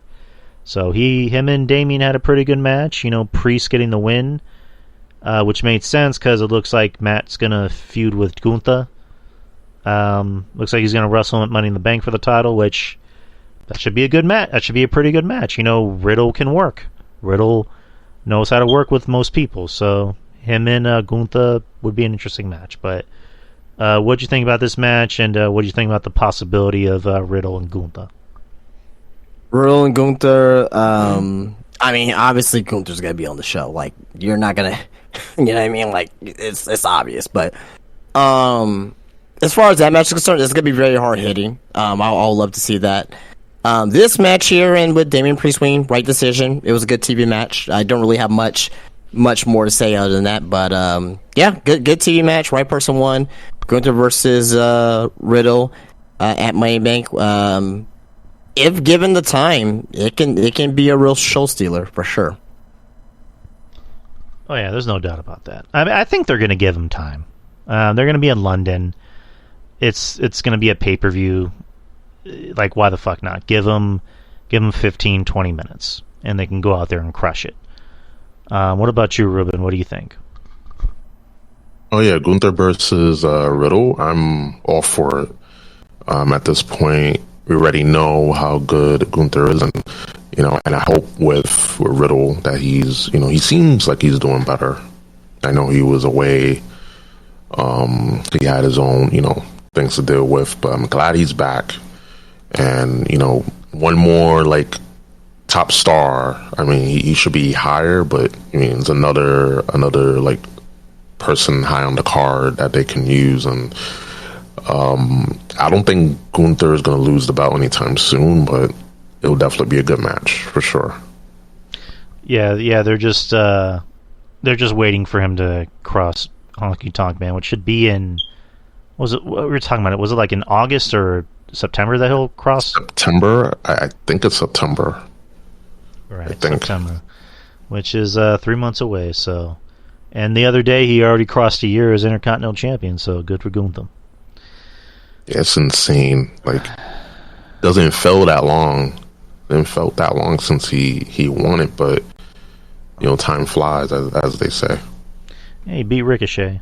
So, Yep. he survived a name change, and yeah, poor Walter, as somebody said that we shall not mention.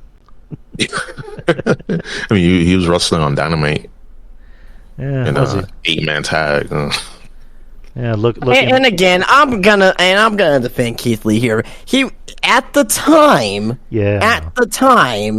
like no one takes account of that. At the time, I know. we were all like, "What the fuck is this?" Like Gunther's stuck. But yeah, I digress.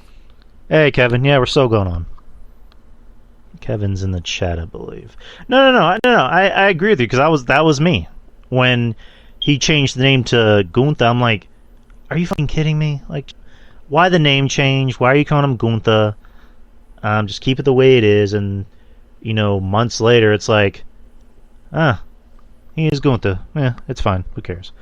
You know what I mean? Because like, I know originally they wanted to. It always happens with the names. So like, you know, from Andrade Cien Almas to Andrade, and from Antonio Cesaro to Cesaro, and you know, we get used to it. I mean, but this is like a complete name change too as well. But my argument is that like, well, Walter, like, yeah, that's his real name, but like WWE wants to copyright everything, and this is the way they can copyright him with being Gunther. And whenever, you know, Walter, let's say he leaves WWE for one reason or another, he goes back to the Indies or to AEW, which I don't see, but he could just be Walter again, and everyone knows who Walter is. So I thought that was a win-win change. I just didn't like the name of Gunther Stuck. That's all. Yeah, was it like a Nazi captain? Right. Like, oh boy, but yeah, again, it's just something to kind of still laugh at to this day. And I don't hate Keith Lee, I really don't. But it's just, you look at Keith Lee from 2019 when he was, you know, fist bumping Roman at the end of Survivor Series to now, it's just like, man, like we all were rooting for this guy. We wanted him to be a top guy, but it's just unfortunate. What's up, Kevin? What's up, man? How you doing? Am I on? Yes, sir. You're on. You hear me? I can hear you. Who's on the show? Let's see. We got Ruben Prime here. We got my podcasting partner in crime, Justin, and we have Jeff Lippman. Oh God, Jeff Lippman. Oh, did he hear me say that? No, I didn't hear it. I mean, no. Hey, Jeff, what's going on? What's up, Casey? What's up, old man? What's up, everybody? But hey, man. Old man. Jeff is 137. I'm an old man. You're 5 months older than me. I cherish this time. That's not true. There's no truth to that at all. And I will deny it in court. But hey, Kev, appreciate you coming on, dude. I'm watching the Mets lose again. I'm a glutton for punishment. Jesus. No, man, don't worry about it. I'm glad you're here. But I appreciate you for coming on, dude. It means a lot. Did that no good brother of mine come on the show? No, he hasn't been on. I invited him. I'm calling my mother.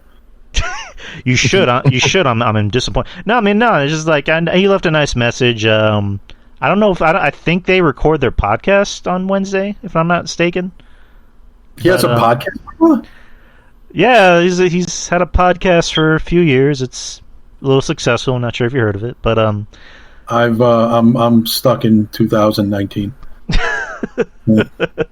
Most people are. I'm just joking. How about did Mish come on? He was in the chat room for a bit. I'm not sure if he's busy. But yeah, he was in the chat room listening for a bit. But you know what's great? I'm here. Yes, sir. That's all that matters. I must confess though, I did write a big note to myself and paste it to the refrigerator. Go Untrue Show. Because I forget things. You know, Jeff knows how it is. We forget things in our mid-50s. Absolutely. I would have had to write Drew Yari. I did. I actually wrote Drew Yari Show podcast. Press button. Yeah, because it gets worse because Drew introduced me to his brother. There's another one of him. I won't say his name to protect the innocent, but now I can't just do his last name. I have to designate which first name it is as well.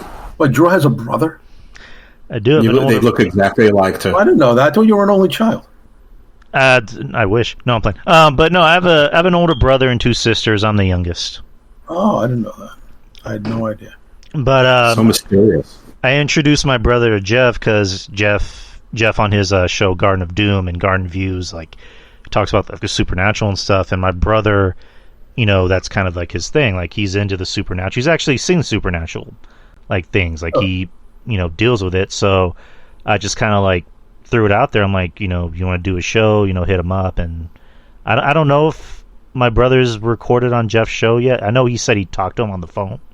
But he hasn't. We set a date and then we reset it for another date where I had been recording way too many shows in a short period of time, and I figured that he's going to be part of October, so I pushed it back to a more normal time. He doesn't. He's very flexible, and it's going to be part of Spooktober.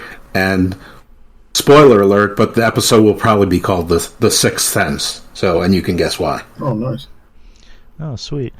But, yeah, I have an older brother, and he's not in the podcasting game. I have an older sister who actually asked me for advice on how to do a podcast, and Oh wow. hers is going to be more political, because long story short, she was actually in Washington recently to get a bill passed for the women's rights in Iran, and she actually, like, you know, visited like the Senate and shit, and she actually got to talk to Bernie Sanders. So, Oh, really? yeah, like, she's big into politics, and, you know, she's doing good things, and she's the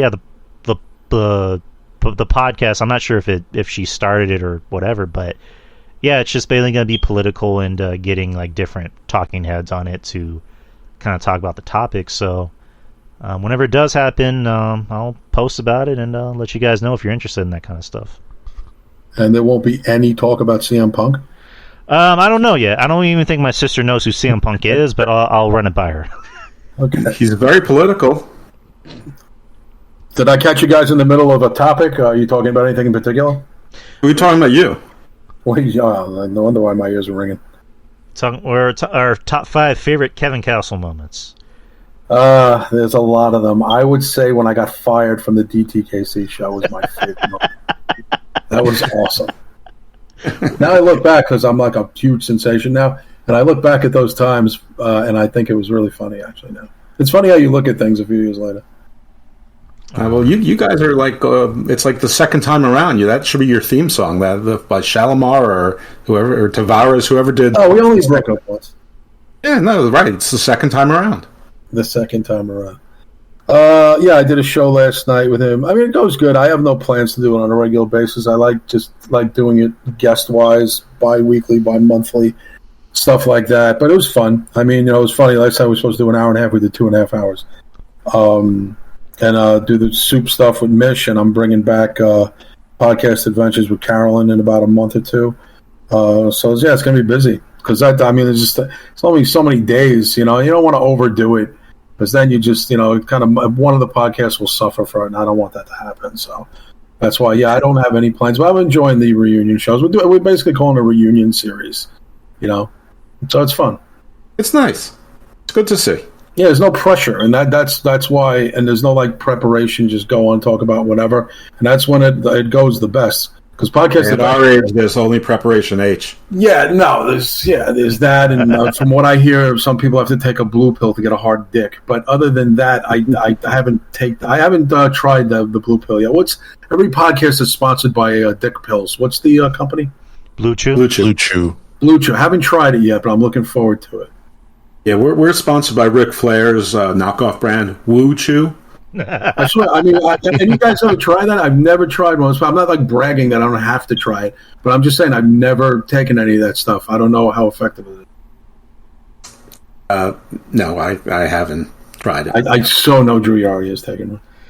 I tried it once. So Cody Rhodes. I just took one before. So Cody Rhodes. We is were a neck confession tattoo. here. Let's hear it.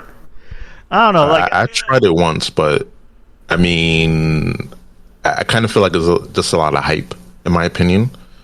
And a lot of it just has to do with just your diet and your lifestyle, to get it up. But I think those pills are, at least with Blue Chew, I'm not gonna say it's a waste of money, but to each their own, I guess. So my former business partners, one of them, rest in peace, the other one, may he rot in hell. Rest in peace because he took the blue pill? No, he died of pancreatic cancer. And they invested in this company that was supposed to be like natural Viagra, which is probably what Blue Chew is. It basically just increases your oxygen flow. Right. That's all it was. Yep. I think it still exists. I don't think it's doing very well, but I think it still exists. And they gave out samples. So that I tried. I didn't notice any difference. Really? So like I brought the show into a completely different direction. Oh no, this is fun. So like with Blue Chew or like Viagra or whatever, it's not like a thing where you like take one pill and all of a sudden you're hard. It just depends on like your diet or your body or whatever, like what Ruben just said or Jeff just said. Oh really? So if you eat a ham sandwich and you take a blue pill, it's not going to be effective, but if you chew on asparagus, it's going to work? Oh, I've had the real stuff. Oh, have you? Okay. Yeah, he was only asking about Blue Chew. Yeah, I got samples of the real stuff a few years back. I noticed like a 15% difference. I mean, maybe it's because I didn't really need it. So maybe if somebody needed it, that it's like 100% difference for them, and it's like life changing. But for me, it wasn't a big deal. But it was just the free samples. They give you 2, the doctor gives you 2, and then you're done.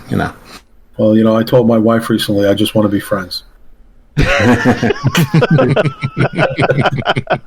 that what marriage means? And I built bunk beds like Step Brothers. Bunk beds. You want to know what works better than Blue Chew? You can get some crack cocaine, smoke that shit. You know what I'm saying? Get you right up all night long, baby. Christ, I did 55, you take cocaine, I'll be copping a heart attack by the next day. Kevin, can you afford crack? No. The good thing about the club business is I can get my hands on anything, literally. So at any time, you need this, need that, nuclear weapons. Just call this guy. Like anyone can afford crack, man. Even someone that has some dry ass saliva can afford. No, we frown on crack. We much prefer meth dealers. Okay. We have standards and practices. Not club business. Okay, well, there you go. Yeah. But Kevin, right when you came in, we were just talking about wrestling. We were just reviewing the shows. Okay. We started off with SmackDown because it was last Friday and we're on a Wednesday.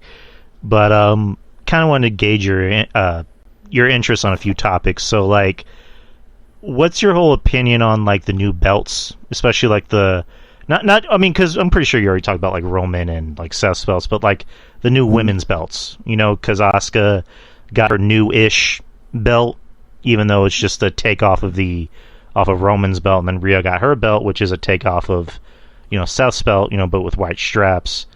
Just overall, what do you feel about them? Do you think that they're just kind of lazily done? Do you think they're okay, or how do you feel? They're nice. I mean, the one thing I was not looking forward to. I said this on the show to Mesh earlier, that when Monday night when they were presenting the new belt to Rhea, I was like, I don't want to go on Twitter because everyone on Twitter is going to shit all over it and they're going to cry and complain about it. So I usually live tweet on Monday nights during Raw all the time, mostly for ha-has. Nothing serious. But I'm like, even if I like the belt, if I go in there and say it, I'm going to have to argue with people for like the next hour. So I'm just like, I didn't make a comment about it on Twitter. I talked about everything else except the presentation of the belt. If you notice, go backtrack my tweets on Raw. I didn't say anything about it until I got on a podcast, and I'm indifferent to it. I'll be honest with you. A belt is a belt. It's it looks cool. I mean, they have to have the WWE logo on it. I mean, I get it. They want it branded nice and in your face, not like the old days with the eagle wing and stuff. I think those days are over. I mean, now it's all about branding. It's all about again overemphasizing branding, especially the WWE. So I expected it to be that. So, where everyone else is like, oh, I miss the days of Ultimate Warrior's Intercontinental. Yeah, I lived it. I was there. But I kind of accept it. As a middle-aged man, I accept reality more than it seems young people do. I don't know why. Like, the old school means more to them than it's starting to mean to me. I just accept wrestling for the way it is now. I don't get all the belt thing. I thought it was decent. I didn't think it was anything great, but I didn't think it was anything to fight about online. Right. Yeah, I mean, just the Asuka's belt, my reaction was just like, I guess. At this point, I'm just going to accept it. Like right. Justin said, like you said, it's just, at the end of the day, it's just about branding. Like, it'd be nice in theory to go back to those old-looking belts, but it's like WWE at this point, it's just like, we can't please everybody because we still have to do our thing. We still have to brand, so... We're selling toys. Right. They over grandiose branding, and that's what it is now. I'm surprised people aren't acclimated to it. I don't know why they pine for the old days, when the old days were really years before some people were even born, complaining about it. So, I'd like the Mets to play like the 86 Mets, but it's not in watching this game. It's long gone. When it'll happen again, probably not in my lifetime, but the belts are fine. Like I said, I think it's more important of who's holding the title than what the title looks like. Yeah, exactly. I mean, because, like, a lot of the complaints with belts has been, like, they seem more like props than actual belts because no one's really over enough to make the belt. Instead, it feels like the belt is being put on somebody to get them over rather than somebody who's actually over. So, Roman's, the only guy in the company who's actually made the belt. Exactly. Exactly. And Gunther's made... Gunther, too, for the IC title. Yeah. Exactly. But I was just thinking about they right now they're salivating in the office to get that fucking record off of the fucking Honky Tonk Man. They want it, so just they can't wait for Gunther to surpass it because they want to deny that guy's existence, and I don't blame them. Yeah, they're all about records. Think about this, guys. Steamboat, Warrior. Fucking Davey Boy Smith, Bret Hart, Mr. Perfect, Kerry Von Erich, Honky Tonk Man. Come on. I mean, he's he out of all those guys, Bret, Mr. Perfect, Kerry Von Erich, he's the longest reigning. I mean, they gotta get Gunther has to surpass that for the sake of some sort of pride for this company. That's why they're doing it. I mean, that's exactly why they're doing it. So they can look back and say this real wrestler, this man's man. A guy in an Elvis gimmick, and half the fans don't even know who Elvis is probably at this point, who are upcoming young fans. They're like, why is that guy wearing that outfit? Oh, it's a knockoff on a guy who was very famous in the 70s. It's weird. It's just weird. Honky Tonk Man's a gimmick like Kamala. You can't have someone have a title record with a gimmick like that. How is he Honky Tonk Man? How was he champion for that long? Butch Reed was supposed to be champion, came in as the natural, and Butch fucked up, and then they fired him. And Steamboat took a powder because he had his first kid, the little dragon, was born then. And Steamboat wasn't sure he was going to attack. Yeah, and Savage was on to bigger and better things, and Warrior they were bringing along slowly. So, again, that's why Warrior beat him, in so record time. And people just forgot about Honky Tonk. Then it was all about Warrior in 88. But, yeah, he was championed by... It was just the booking process, and someone else's fuck-up was his advancement. It was Butch Reed who was supposed to be in that position. And not to mention, too, this was, all the way in, 1987 and 88. So back then, all you really had was, like, Superstars and, Saturday Night's Main Event. Then you had your pay-per-view. So the title was defended not as much as it was, as it is today. So, Correct. That's why San Martino had the long reign as he had. Exactly. He wrestled twice a month. That's what people complain about Roman Reigns. Roman Reigns basically has a Hulk Hogan schedule. Yeah, pretty much. It's like the big elephant in the room that no one's talking about, because right now people are so desperate to get something on Reigns. It's almost Trumpish. It's in a weird way. Like they want him out, but some people are just fascinated by him being that guy, that then he's got a big fan base to boot. So it's like, his haters are like kind of trying to come up with anything. He doesn't wrestle that much. If this was a legitimate sport, Reigns over wrestles if this was real. Right. You know what I'm saying? So this is not real. He's an attraction as well as the champion. And you're right, Bruno Sammartino wrestled very sporadically. Ivan Koloff 1 week, Ivan Koloff 2 weeks later, 3 weeks later versus Stan Stasiak at Meadowlands. That's the way it worked back in the day. Bruno wasn't on TV every week defending the title. Hulk Hogan never made a wrestling appearance other than once on Wrestling Challenge in 9 years. He was in an interview capacity. If you guys remember, Jeff, you should remember, Hogan was an interview guy on Superstars and Challenge. He never wrestled in the ring. He just his interviews were mostly TV, even though they were always the same. Yeah, so Savage too. Me and DT researched Randy Savage's year-long title run, and he had a handful of title defenses in 1 year. It's funny. And at the end of the day, too, and you're mentioning that, they're still on the, you could put them on the Mount Rushmore as far as top WWE champions of all time. You have them in your Mount Rushmore. I would not disagree with you on that. And they wrestle less. You know what I mean? So guys like Cena and Edge and, these guys that wrestle every week, you know what I mean? For example, Edge. Name me one Edge reign that was actually that you remember. Memorable matches. You can't. You really can't, because of the fact that, he dropped the title so much and he got the title back so much. But also at the same time as well, there was really nothing out there as far as his actual title defenses that, you can actually say oh man, the Edge, man, he had such a great title reign.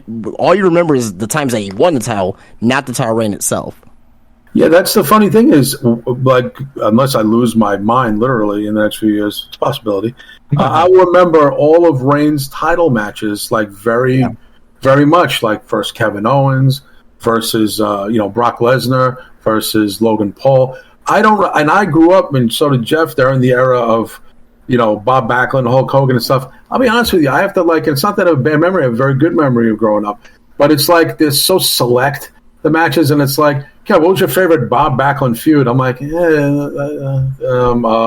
versus 3-match series versus King Kong Mosca in 1981. And no, everyone would be I don't remember. Yeah, it's uneventful, to be honest with you. It just, to me, I remember that. But Roman Reigns had some epic matches, in my opinion. That ring where Brock Lesnar fell off the ring and he was almost pinned by the ring. I mean, they've done some epic things with Reigns, whether you like him or not. And it's going to be memorable years from now. Pedro Morales, everyone's oh, it's too bad they're going to bypass Pedro Morales. Really? Name me your 5 favorite Pedro Morales matches, wrestling historians. I had an argument with Evan Ginsberg on Facebook, who's a friend of mine. I mean, he was a co-producer on the movie The Wrestler. And I went to school with Darren Aronofsky, the director. We were in the same high school. So I know these guys. So we were going back and forth about it. He's a real historian buff, everything, everything. Superstar Billy Graham was the WWE owes him, his wife should be her rent paid for the rest of her life. I'm dude, calm down. Let's not be ridiculous. WWE doesn't know anything. But I can't go back in time.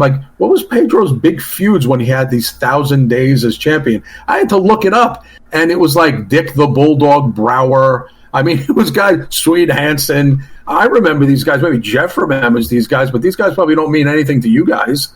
You know what I mean? So how historic is it?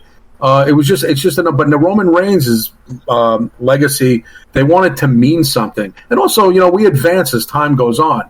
We didn't have the same technology back then to put Pedro Morales on a pedestal and stuff. So now people are pretending to be Pedro Morales fans. Where were they for the last 35 years? No, I say they're not raving about Pedro Morales versus Stan Stasiak or anything. No one talks about that. But they do. I mean, they do talk about Dusty Rhodes versus Superstar and Madison Square. There's certain matches that they did that have some cachet today. For they were showing, like you saw the other day, Magnum TA getting his comeuppance now because he had his little doc on dark side of the ring, and people are learning about how good Magnum was with Nikita Koloff and with Tully Blanchard. Yeah, that's 30 years ago. But I mean, when you're going way, way, way back, it's like being a baseball aficionado.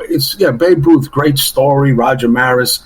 But, I don't expect even you young dudes in your 20s and 30s to pine over those days. I wasn't even around those days, but it was different back then. I think people should focus more on what's going on today. That's why I can't believe that some of them can't see the epicness and really the greatness of this bloodline thing, which you're never going to see something this good again for a while. So enjoy it. Don't fight against it, because all you're going to do then is go back to the same garbage WWE storylines that everyone was complaining about for the last decade. Embrace this bloodline thing and let it go for it till WrestleMania next year. I'm telling you, you're going to miss it when it's gone. Not you guys. I'm just talking about the complainers about it. I believe I said this before, and Drew can probably back me up on this. Once Roman loses the title, where do they go from there? Right. Where do they go? Because there's no way. I don't care who wins the title. It could be Cody. It could be Seth. It could be Jey Uso. It doesn't matter who wins the title from Roman. They're not going to even sniff what Roman is doing right now. Right. So WWE as a whole is going to take a decline as far as like storyline things in nature, because this is the most epic storyline in my lifetime that I've seen, and the fact that the fact that there is going to be a decline as far as storyline wise is to me like not surprising, and that's why I give WWE shit that the only thing that matters is the bloodline. Have some other storylines, because once the bloodline ends, it's like, to me, it's like I don't really see on how they can keep up this momentum that WWE's doing. Hey, I may be wrong. Maybe they got something in ace up their sleeve, but as of right now, I don't really see how they can really keep up this momentum. That's why you got to enjoy what they're giving you now, because you'll miss it when it's gone. Actually, I hate to cut this short. I got to take an important call, but I'll let you guys get back to doing what you're doing. Drew, congratulations on the 300 days as champion. Drew, you think you can hold on to that belt for 1,000 days? What do you think? I don't know. I'm worried about RJ. I think RJ is going to take my title. I think RJ might take your title. You got to watch these young up-and-comers. I'm coming.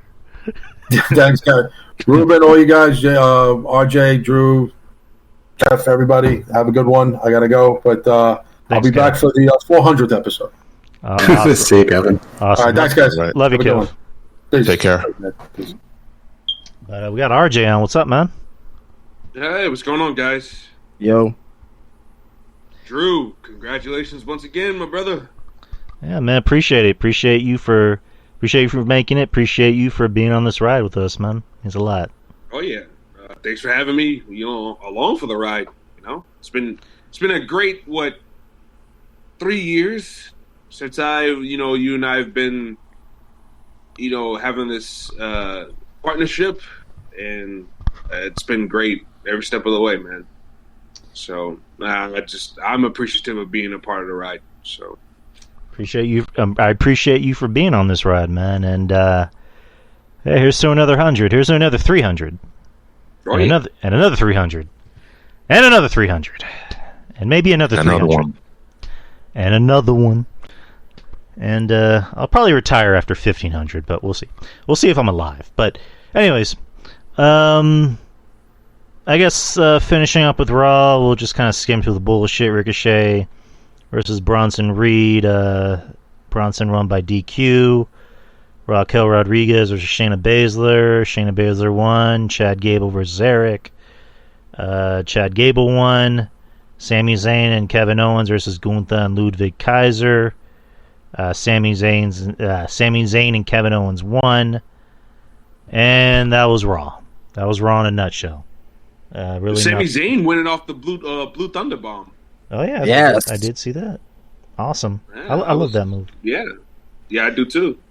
But great near fall every time. But I thought it was interesting that he won off. That was the finish. I think it's probably been less than 5 times that he won with the Blue Thunder Bomb. But NXT. Hold on, I forgot to pull up the NXT results. Give me 1 second. NXT results. All right, here we go. NXT from last night, June 13th. Beginning of the show, you had Wesley, Tyler Bate, Mustafa Ali versus Schism. The Babyfaces won, of course. Okay match. Again, I've kind of already said it more than once. I'm not the biggest fan of Schism. Not really the biggest fan of Joe Gacy, personally. And also, the two guys. I think Joe Gacy is the most underrated wrestler in WWE right now, in my opinion. I don't know, just something about him doesn't work for me personally. He needs something else, man. I mean, the gimmick, looking past the gimmick, kind of like what I say with Orange Cassidy. Look past the gimmick, seeing him in ring, what he does in ring. I think he's underrated, in my opinion. I agree with the you. The gimmick's actually fine. It's the people that they gave him that stink. Yeah, the Grizzled, 2 guys from the UK and... Wait, hold on. I love the Grizzled Young Veterans, but I digress. No, but it's just the wrong thing for them. It's you're right. about them. You're correct. You're correct. I mean, Ava Raine is I mean, she's really, really bad. I mean, if they gave him, just for example, people who have been in NXT recently, if they gave him Spooky Isla Dawn and, I don't know, Veer and Sangha, like that could have been something, or if you turn the Creeds bad, that could have been an interesting little group. But this group, they just have no chemistry with each other. None of it makes any sense. They don't feel like they belong together, and it's not like the Grizzled Young Veterans were ever outcasts. They were losing, but they were never outcasts, and there is a difference. Right, and that's right. Spelled it out. These guys have no synergy, no chemistry, no nothing. It just feels like the literal definition of slapping something together and expecting it to work, and it just doesn't work. Doesn't work. You don't fear these guys. These guys are not a threat. Like, it's just there's nothing there. And Gacy as a leader, although he makes all the right spooky and creepy faces, you don't fear Gacy either.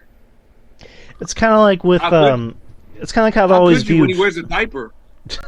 Yeah, on fucking what was it, Battleground? Like he wore what literally looked like a diaper, but whatever. But it's kind of like how I've always felt about Finn Balor in the Judgment Day, where it's like everybody else kind of seems to work because they come off as like being scummy and kind of dirty, whereas Finn just. It's weird because they have good chemistry, but like Finn is kind of the odd man out because there's really nothing scummy and like dirty about him. Like he looks like he takes a bath. He looks like he takes a bath. Everybody else in the Judgment Day doesn't look like they bathe. Boy, is he trying! You see that fit he was wearing the other night? The baggy pants. Nobody wears baggy pants no more in 2023. And, I mean, he's trying. I'll give him credit on that. At least he's trying. He's trying to fit it. But, you got a point. You got a point there. Afterwards, he had Seth Rollins agreeing to face Braun Breaker and put his world title match, his world title on the line in a match against Braun Breaker next week at NXT Gold Rush. Is that next week? Yep. Okay. Yeah, can you say we are now in the open negotiation period and we want to get ratings up so that we can now try to sell 3 different shows to network bidders? We want to make ourselves more valuable for more money. That pretty is much, yeah. You're 100% spot on with that. Yep, without a doubt. Absolutely. I mean, throwing Garza and Carrillo down there also. I mean, I know none of these guys are big stars except for Seth Rollins, but just trying to do anything to make NXT seem more important and nudge it up from, getting it closer from 5 to 600. I mean, I think at least for that main event, you might get another, 250 or 300,000 people just to watch that, maybe more. I don't really know what a draw Seth is, but I don't love Seth, but the match is interesting. And Yeah. This is a big test for Braun Breaker. This is WWE's test to see, like, hey, when we bring you up, are you going to be that next guy, or are you just going to be another guy? And good point. To me, I really think that Braun and Seth's really going to pull in a banger next week. I'm really interested to see how this goes down. Of course, Braun loses, but you know that Ilya Dragunov's going to be involved in some way. Absolutely, 100%. So Jeff brought up something interesting that I totally forgot about. So like so what was the news that WWE's TV deals are about to expire, and they haven't really reached a negotiation with Fox and NBC Universal, and Disney at this point is kind of the high bidder. Yeah. So I don't know who's bidding what. All I know is that the exclusive 6-month period for the existing TV rights owners to negotiate with WWE is now over, and now it's everyone who has any interest. I mean, you're going to hear about Apple, you're going to hear about Amazon, you're going to hear about Disney. Someone tomorrow will write about the Kingdom of Saudi Arabia again. You're going to hear all of the usual noise and nonsense. So just get ready for it. None of them are going to know anything. As far as Disney goes, the rumor is that if Disney were to buy the rights, they wouldn't go on ESPN. The talk is that they might end up going on like an FX channel, which I don't know. I mean, it'd be interesting because for the longest time we've all been talking about WWE getting more edgier television. You put it on FX, FX has a lot of edgy television. So I don't know. It's just, wishful thinking. We don't even know if it's going to happen. But, sorry. If Disney were to buy television rights, what do you think that does for WWE shows? Nothing. I think it's the same. In my opinion, I don't really see much difference. What we're seeing right now is probably going to be, and again with the edgy TV, yeah, maybe edgy TV, maybe TV 14, but they can't go overboard because WWE is signed with Mattel to make action figures and to make family friendly stuff. Mattel probably won't want to be involved with that. Yeah, they're the ones that told them they had to get rid of Mandy Rose. I tell you what, WWE might want to reconsider their relationship with Mattel. You see how awful the action figures look? Jesus Christ! I 100% disagree with you on that. There's some that are pretty bad, but it's not. It's irrelevant. It depends how long the contract is for. Like Super 7 sucks. Have you seen Andre the Giant Super 7 figure? It is one of the worst action figures I ever seen in my life. It looks like Andre the Giant with Down syndrome. All right. But yeah, we can talk about that another time, though. It's porn parody bad. Like, Jesus Christ. I don't know, man. It's...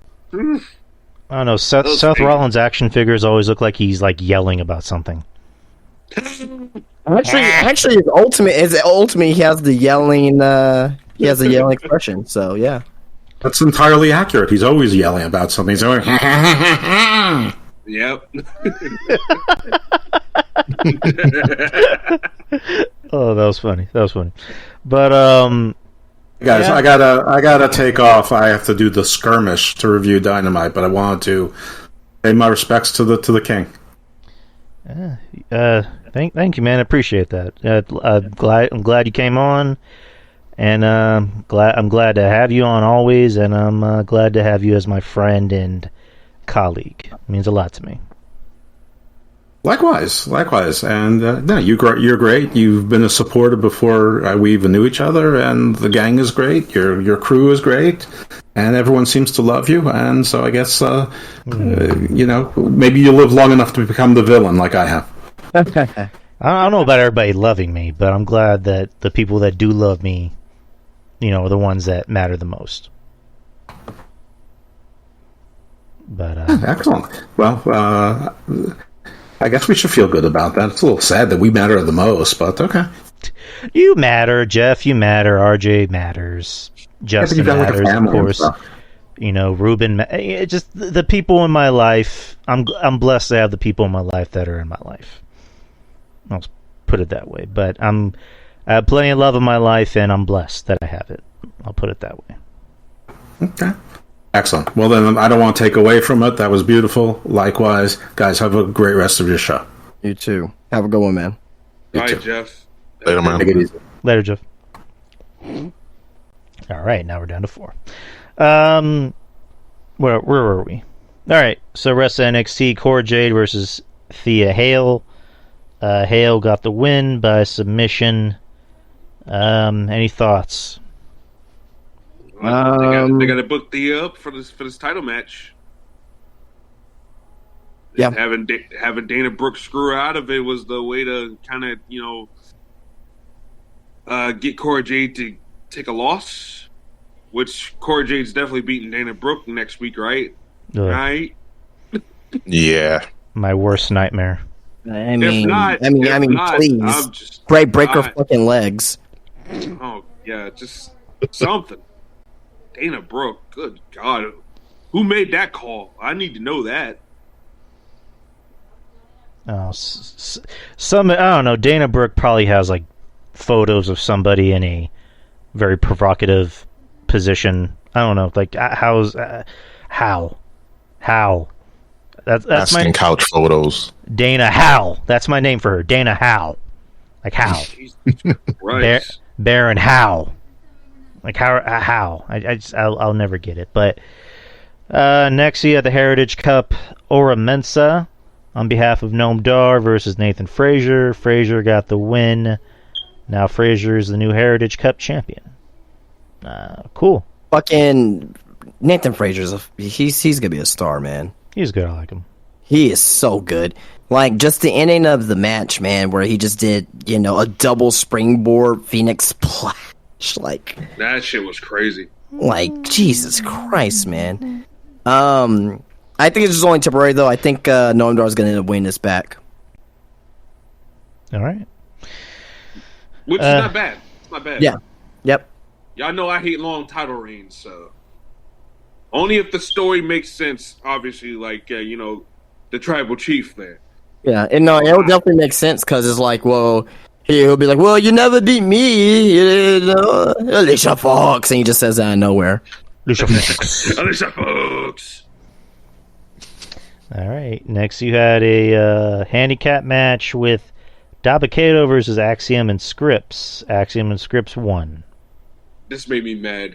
Just go ahead and just continue to piss right in Dabba-Kato's mouth, will you? Yeah, this was the worst thing of the night. Not because Dabba-Kato, just because everything that happened. Axiom is so much better than this. He needs to do something else. He pissed right in this guy's mouth. I'm not the biggest Dabba-Kato guy either, but obviously you send him down to NXT because you want him to do something, and then he just loses soundly in a 2-on-1 handicap match to these two guys. What the fuck? Huh? Yeah, he definitely pissed people off in the back, I guess. Oh my god. He pissed on, and then they pissed on him. Yeah. Christ. Not a fan of that, but and like I said, I'm not even a big fan of this guy, but it's just like I don't even know what to say. But yeah, I agree with you, Justin. I think Axiom needs to be doing something more. Evidently, they want him and Scripps to be a tag team, and we got their first program as a team, Angel and Humberto, which I'm happy about. Those guys get a chance to do a little something. So I know I bitch and complain about the brand split, but this is one I'm okay with because what were they gonna do on the main roster? Nothing. So at least put them on NXT. If they, and I think that's what it's gonna be. I think they're actually gonna be like actual an NXT tag team. So if they actually officially change it for them to be on it, NXT signed to the brand, then I'm okay with it. Right, same. Because not doing anything on Raw, and I didn't do dick all the shit on SmackDown, so might as well have them in NXT. Why not? Why waste these guys' youth? Garza's got charisma. I mean, Jesus. I mean, the dude drips charisma, man. Absolutely.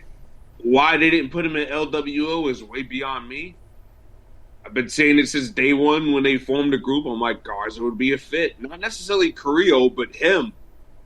His fucking uncle, who he looks like. He looks like his uncle, like 100 pounds lighter, and he can't be in the group. I thought that was just crazy. But yeah, like, he deserves to be showcased. And him and Humberto work well as a team. They worked well as a team in the past before they were in WWE. And I thought they were catching just a little bit of steam. I won't say they were outrageously over, but they were catching a little bit of steam. And then next thing you know, poof, they're both gone out of nowhere and not being used. So it was like, what the fuck? So I'm glad they're getting this opportunity to do something in NXT. All right. After that, you had Roxanne Perez versus Tatum Paxley. Roxanne got the win. Tatum Paxley, great ass for a white girl, man. The quote Kevin Castle. We got to keep the spirit of Kevin Castle alive. Well, you skipped the match, by the way. Well, no. I guess I kind of did, because you guys already got to the Los Lotharios coming in NXT. It was Malik Blade versus Idris Enofe. Blade got the win. Then afterwards, you had Los Lotharios, making their debut in NXT. Right. But where are we at next? After the women's match, you had number one contender match: Baron Corbin versus Ilya Dragunov. Corbin got the win, which I guess we kind of figured. But what'd you guys think? It's a match. Yeah, I thought it was a good match. I thought I thought it was pretty good. Yeah. Yeah, I thought Corbin had his working boots on. All the interference. I like how Dragunov walked into the end of days. I thought that was pretty smooth. I thought Corbin looked good. I thought he looked good. I'm not a Baron Corbin fan, but I gotta admit, these 2 weeks have been refreshing with him in NXT.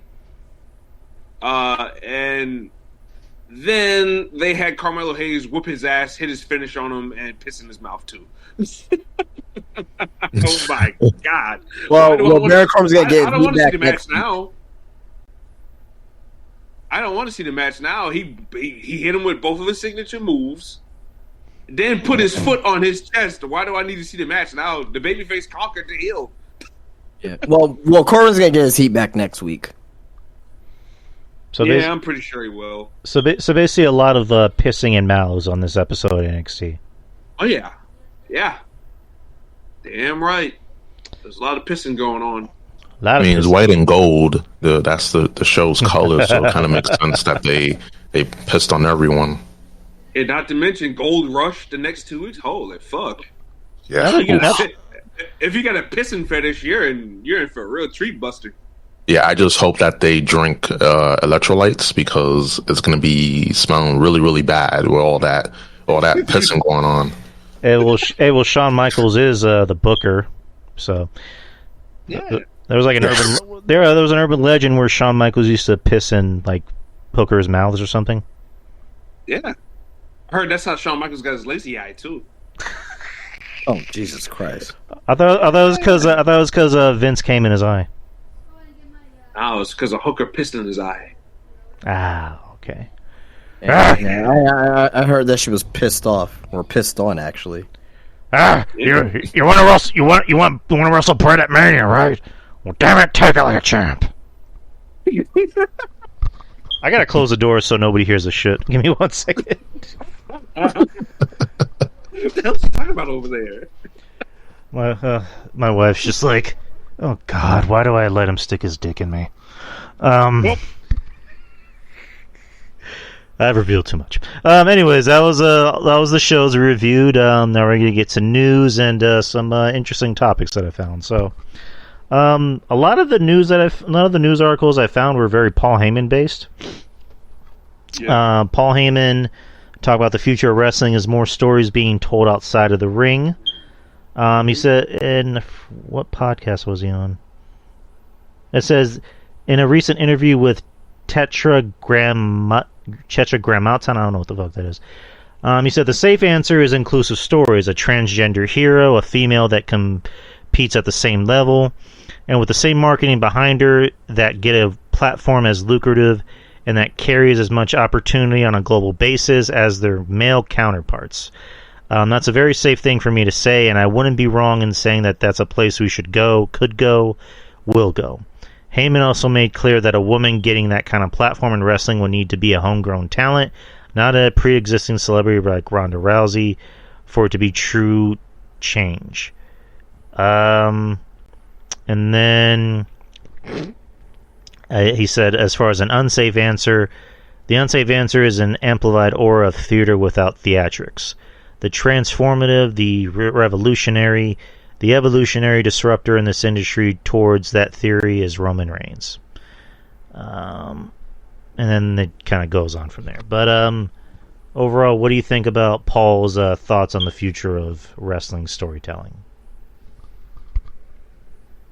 It can work if you have creative and compelling, if you have great creative and compelling characters.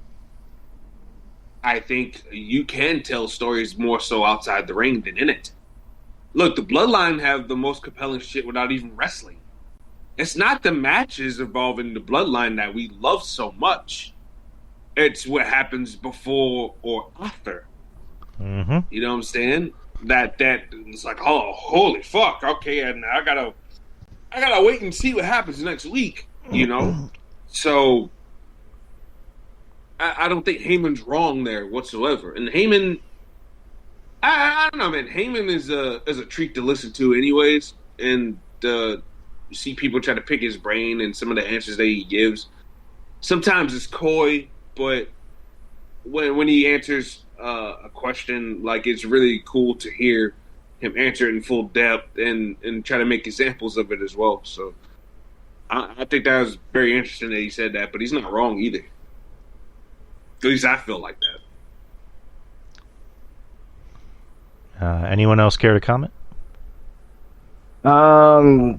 Yeah, I mean, yeah, you could tell wrestling stars outside the ring is 2023, the age of social media. It seems like they've been doing that already to a certain extent with Twitter. I mean, but yeah, I mean, I agree with them. I mean, I really don't really have anything to add to really that can really, you know, make this conversation even worth more. But yeah, no, I agree with them for that. Yeah, I pretty much agree. You can tell great stories. All you have to do is just have compelling characters. You got to have good writing, good characters, and it's all about the stories. Like, the wrestling is just a medium to tell the stories, but it's what goes on in the ring, outside the ring, I should say. That's where it matters. Mm-hmm. I think that's the most important thing. If you can tell a story outside of the ring, then you got something. And with the whole Bloodline thing, for sure, like, people are tuning in, they're wondering, yo, what's gonna happen next week? Like, I gotta stay tuned and watch next week. Like, you don't get that with anything else, and we can get that consistently, you know, across the board. I think that wrestling will be, at least in WWE standards, will be in a better place. But, you know, they got something. Right, and it's just, you know, stories are always what matters, and I think that's a lost art in wrestling, because everybody just wants to look cool and have the good match. I mean, you look at someone like Cross, for example. Like, you know, we like Cross and we want him to succeed, but it's like, he doesn't really have a story. He hasn't really done or explained anything about him that makes him interesting or engaging. Like, he'll just come in and do the match and that's it. It's like, you know, do something that's vicious that makes you look like a killer, pun intended. Like, you know, if you lose a match, beat the shit out of the guy afterwards.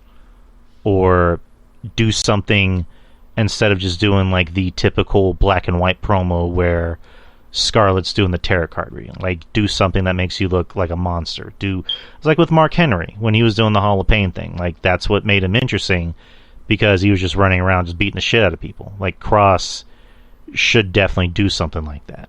And I think that's what could help him. That could help a lot of other people on the show. Same with someone like Breaker, for example. But I digress. Let's see, another article with Heyman where he talked about. I guess this is really nothing burger, but he talked about the origins of Acknowledge Me with Roman. On the same podcast, he said the origins of the two-word tagline, which is often directed toward the live crowd, Reigns appears in front of on WWE programming. Roman said, "Well, you know what I really want from Jay? I don't want his love. I have that. I don't want his admiration. I don't even want his obedience. I'll take that from him. You know what I need? I'm the head of the table. I am the tribal chief. I need him to acknowledge me." And the moment he said that, we all got chills because we knew this is bigger than his moment. And he goes on to explain, this is the declarative statement. This is the definition of the character. What does the character want? What does the tribal chief need? What does the head of the table seek? Acknowledgement. Which kind of explains what we were just talking about with characters. What are they? What do they want? It's like with movies. Like, what makes a character interesting is that you know what they want. With Roman, he wants you to acknowledge him. He doesn't care about your admiration or your love. He can just easily buy that from you. So, yeah. I mean, again, it's just really not a definitive news article. Just, Paul explaining the origins of it, which I kind of forgot about that. That was obviously in the beginning stages of the Bloodline, storyline, but. I mean, did any of you guys remember that at all? I did. The first time you uttered the words "acknowledge me." Yeah. I recently, because every time something happens in the Bloodline storyline, WWE always updates like this big playlist of like things that happened, and they'll just release it. And they released a piece when matter of fact, after the Night of Champions angle, they released another piece, and I took a rewatch the whole thing one day when I got off. I think the day after I got off of work, and I watched it, and I remember, I definitely remember that episode that he told him to acknowledge him for the first time.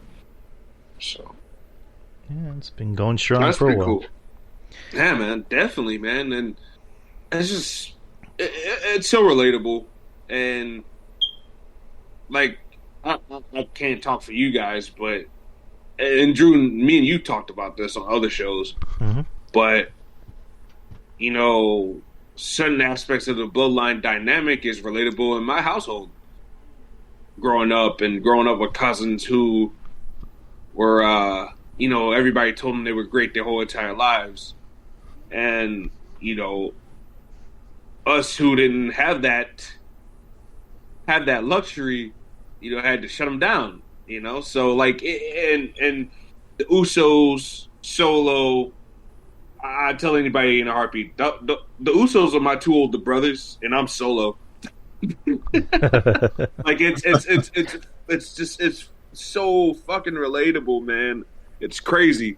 The way they look at each other, the dynamic, like, it's weird. I'm not saying that I hate my brothers and I want to kill them, but like it's so relatable, man. Like, it's like, damn, bro. Like, they really tug on certain things, man. And that's a piece of the storyline too. Why, we personally like it and get a crack out of it because, damn, we can see ourselves in the Usos and Roman.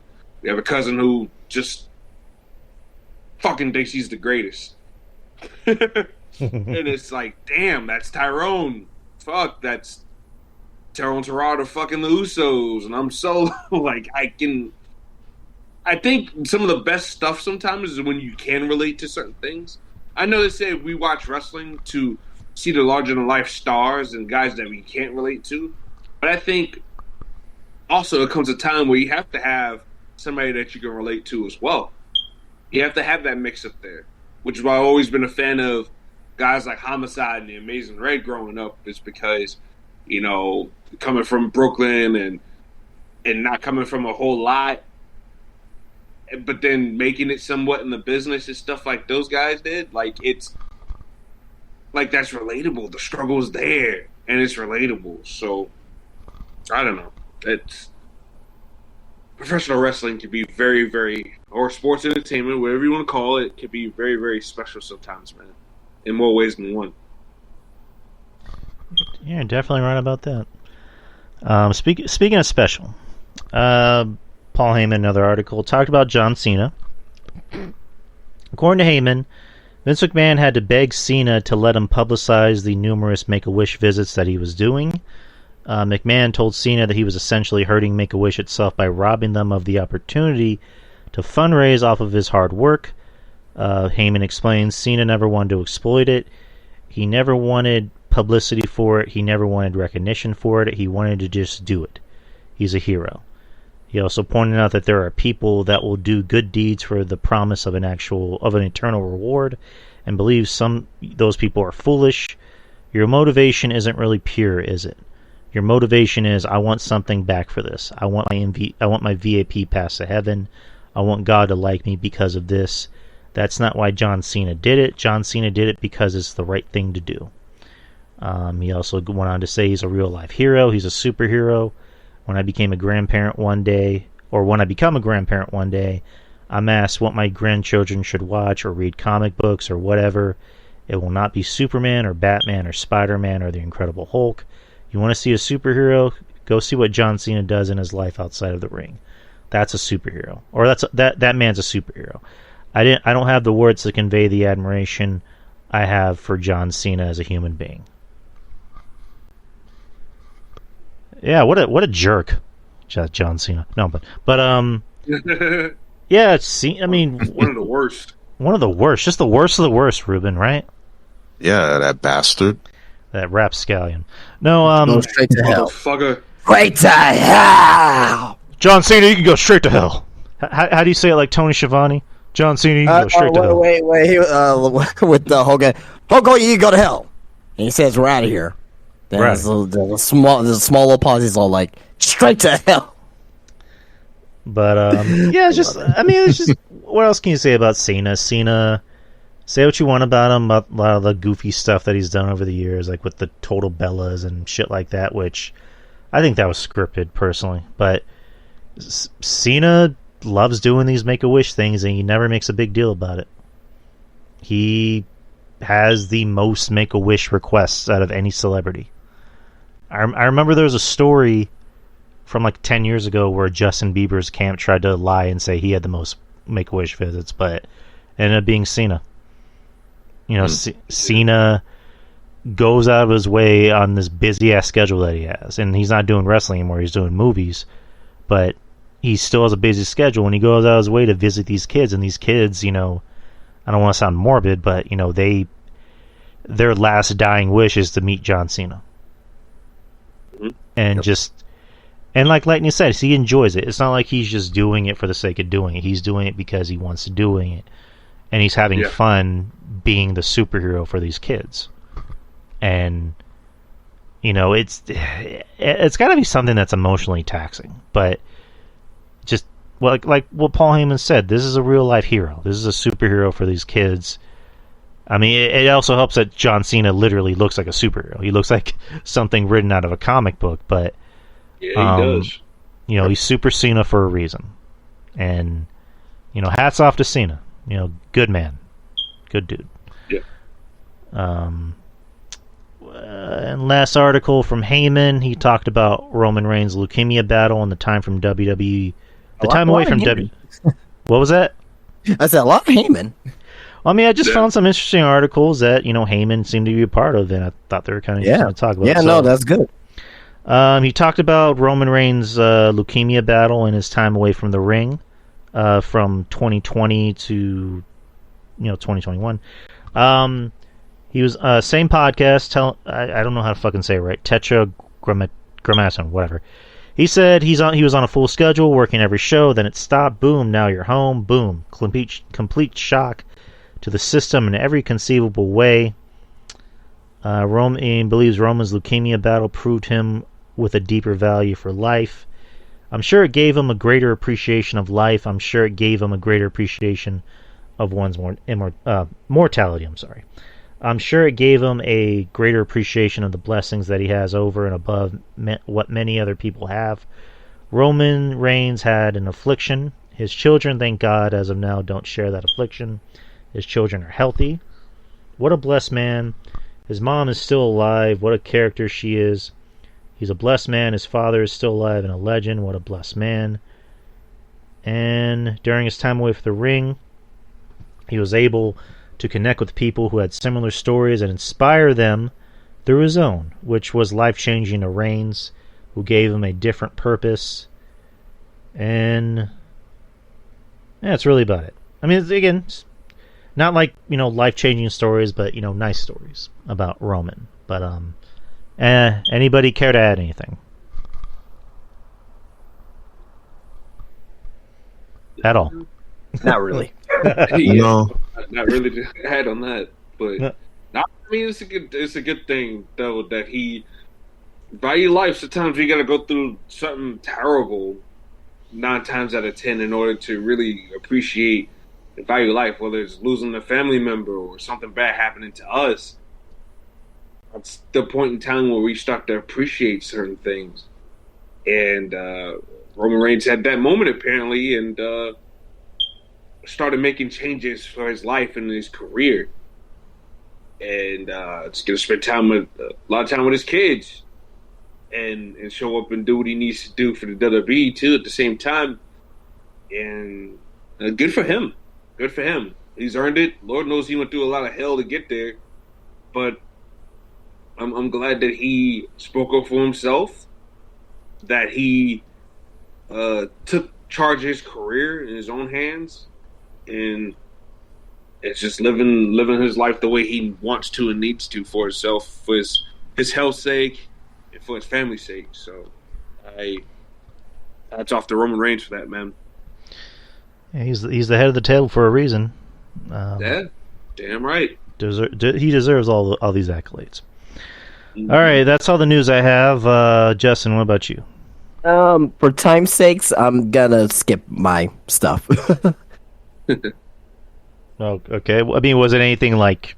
Was it like a huge news article, or what was it? I mean, nothing huge per se. I mean, there was some Drew McIntyre stuff. I had some stuff on people in AEW that kind of reportedly. I think they're confident that that the Elite will stay with the company, and deals are close, and some stuff about the contract of AEW Warner Bros. Discovery, but yeah, it's already about to be 10:30, and I gotta wake up really early, so for time's sake, we'll skip that. Okay. Well, I mean, if you need to, whenever you want to tap out, just let me know, man. All right. Maurice is saying, what about the Hulk Hogan article? Oh no. Okay, let me pull that up real quick. Let's see. Let me see. Oh boy. All these wrestlers today should be bagging my groceries, brother. Here we go. So Hulk Hogan was on the Full Send podcast, and Hogan, the Hulkster, has some choice words about how wrestlers look today. All right. Oh, guys, brother, I wrestle look like monster size, and nowadays there are a lot of guys that look like wrestlers, and a lot of guys that don't, brother. A lot of guys that look like wrestlers, and then you got guys that look like they should be bagging my groceries, brother. So the difference is how athletic the guys are. Smaller guys can do all kinds of crazy stuff, brother. They do so much impressive stuff in one match. I wouldn't do that much in a year. What does it mean, brother? Hulk Hogan ain't lying in a sense. He's not. No, lying. I mean he's not lying. Like if you look at a guy like the Young Bucks or Seth Rollins or Spray. Will Ospreay or whoever, right? Whose body is deteriorating underneath the age of 30. Adam Cole. What? Whoever, right? Yeah, he's correct. Like they look like guys that will bag his groceries. Back in the day, wrestlers didn't look like that. They don't look like if for example, if Nick Jackson were to went up to if someone saw him in the airport and they're like, "Oh, what do you do?" "Oh, I'm a pro wrestler." Like, and someone doesn't know. Yeah, exactly. That'll be the reaction. But I mean, he's not like telling a lie. You know what I mean? But he did put him over, say like, hey, they do a lot of athletic stuff and shit that I'd never be able to get to do. So it's, Yeah, right. I don't really say anything wrong with that response or what he said. Right. And about the whole part about what does that mean? That's the part that I linked to Ospreay, because it's like Ospreay did put in the work to get himself in some really good heavyweight shape. Yeah. But it's the fact that all the injuries, for doing all that shit over there, he can't even do the Stormbreaker move.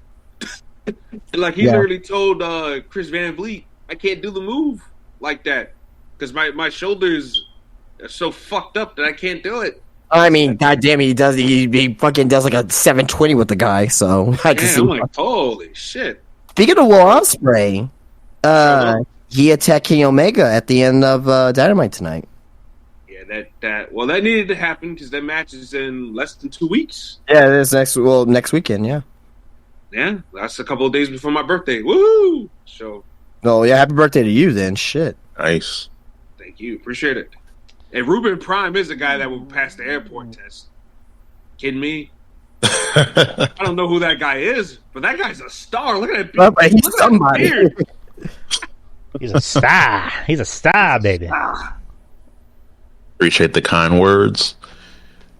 Appreciate it. Even though I sound, because I got some work done on my teeth, so I sound kind of off. So I'm not on my A game, but appreciate the kind words nonetheless. All right. No problem, brother. I'll jump into the list that I found. I shouldn't take that long, but give me a second. You need to use the restroom, so talk amongst yourselves. Oh, good lord. You already said, man, you've been pounding all the beers, huh? Jesus, Drew. I keep having to take a shit during shows. It's fucking annoying. But Goodness Christ almighty. Hey, we talk about jack-offs and cocks, and taking a shit is like crossing the line. Absolutely. How dare you talk about that kind of shit? How dare you? I'll be right back, guys. Like literally. Like we cross the line. Like we can talk about hookers and blow and crack, but human feces we can't. Well, I was gonna say cross the line. So someone's a TNA fan from 2009. Yeah. Good old days from TNA. TNA wrestling. Ah, man, yeah, that was the good old days there. Speaking of, what do you think about Alex Shelley winning the Impact? That's insane, man. I said this to some of my friends in a group chat that I have. He's probably the worst TNA champion. Yeah, that to me that came totally out of left field. I did not see that coming, and it's like it feels not even into. I don't think it feels so random. It doesn't feel earned. It's not like okay, yeah, they shoehorned a little story in there for the last 2 weeks about him wanting to be TNA champion, but it just literally felt like it came out of nowhere. That kind of derails their momentum because they were getting positive momentum. I think this is kind of derailing it a little bit, in my opinion. Right. No, I definitely understand where you're coming from, and I'm like, if Chris Sabin doesn't immediately turn on this guy and go after the world title, all this. Well, he's Activision champion, so that's what needs to happen in order to make this juicy and justifiable in my eyes. The machine guns explode. The machine guns explode. After 20 years. And Sabin's Macho Man, and Shelley's Hogan. And what they should do, they should just actually go full gimmicks on him as well. Like Sabin just 1 week comes out, is like, well, let me tell you something, and does the Macho Man, and Shelley's all like, well, let me tell you something, brother. You know what I mean? So who's playing the role of Miss Elizabeth? They're dicks. Oh. I don't know. I have no idea. So they're gonna have a sword fight before we get to the title match? Jesus Christ, man. Oh, God. Yeah, no, it ain't a sword fight. It's a knife fight.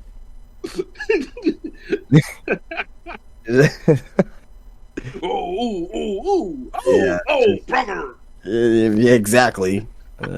Jesus Christ, man. Steve Macklin got fucked over. Yeah, see, that's one of the reasons why I don't like the title changes because although I'm not the biggest Steve Macklin fan, Right.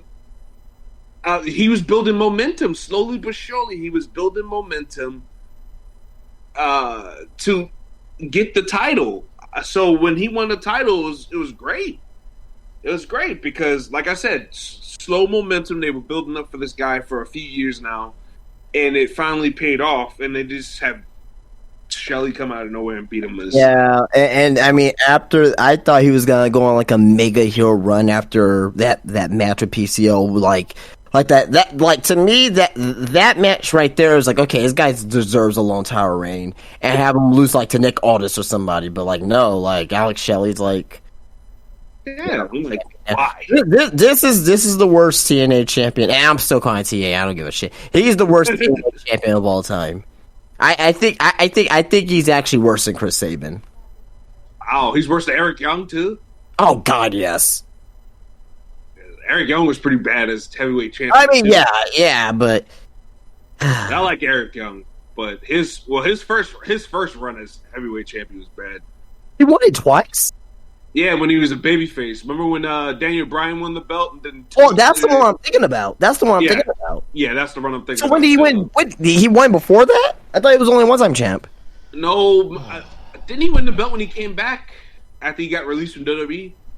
Because for one, he was champion. Oh my God! Let me look this up. I think you're right. All right, I think he won the Fatal 5-Way they had at Slammiversary. Oh yeah, no one was watching Impact then. Yeah, nobody was. All right, No one was watching. I think you're right though. Monty with the ring. Get those boom, Jesus.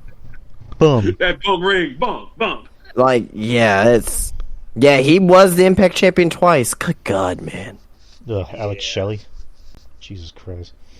All right, so I have 4 different lists, and they're all from the Sportster. I have 1 WWE, and I have 3 AEW lists. Oh, Which should I start with? Should I start with the your favorite WWE? promotion, Drew? Should I start with the WWE one or the AEW one?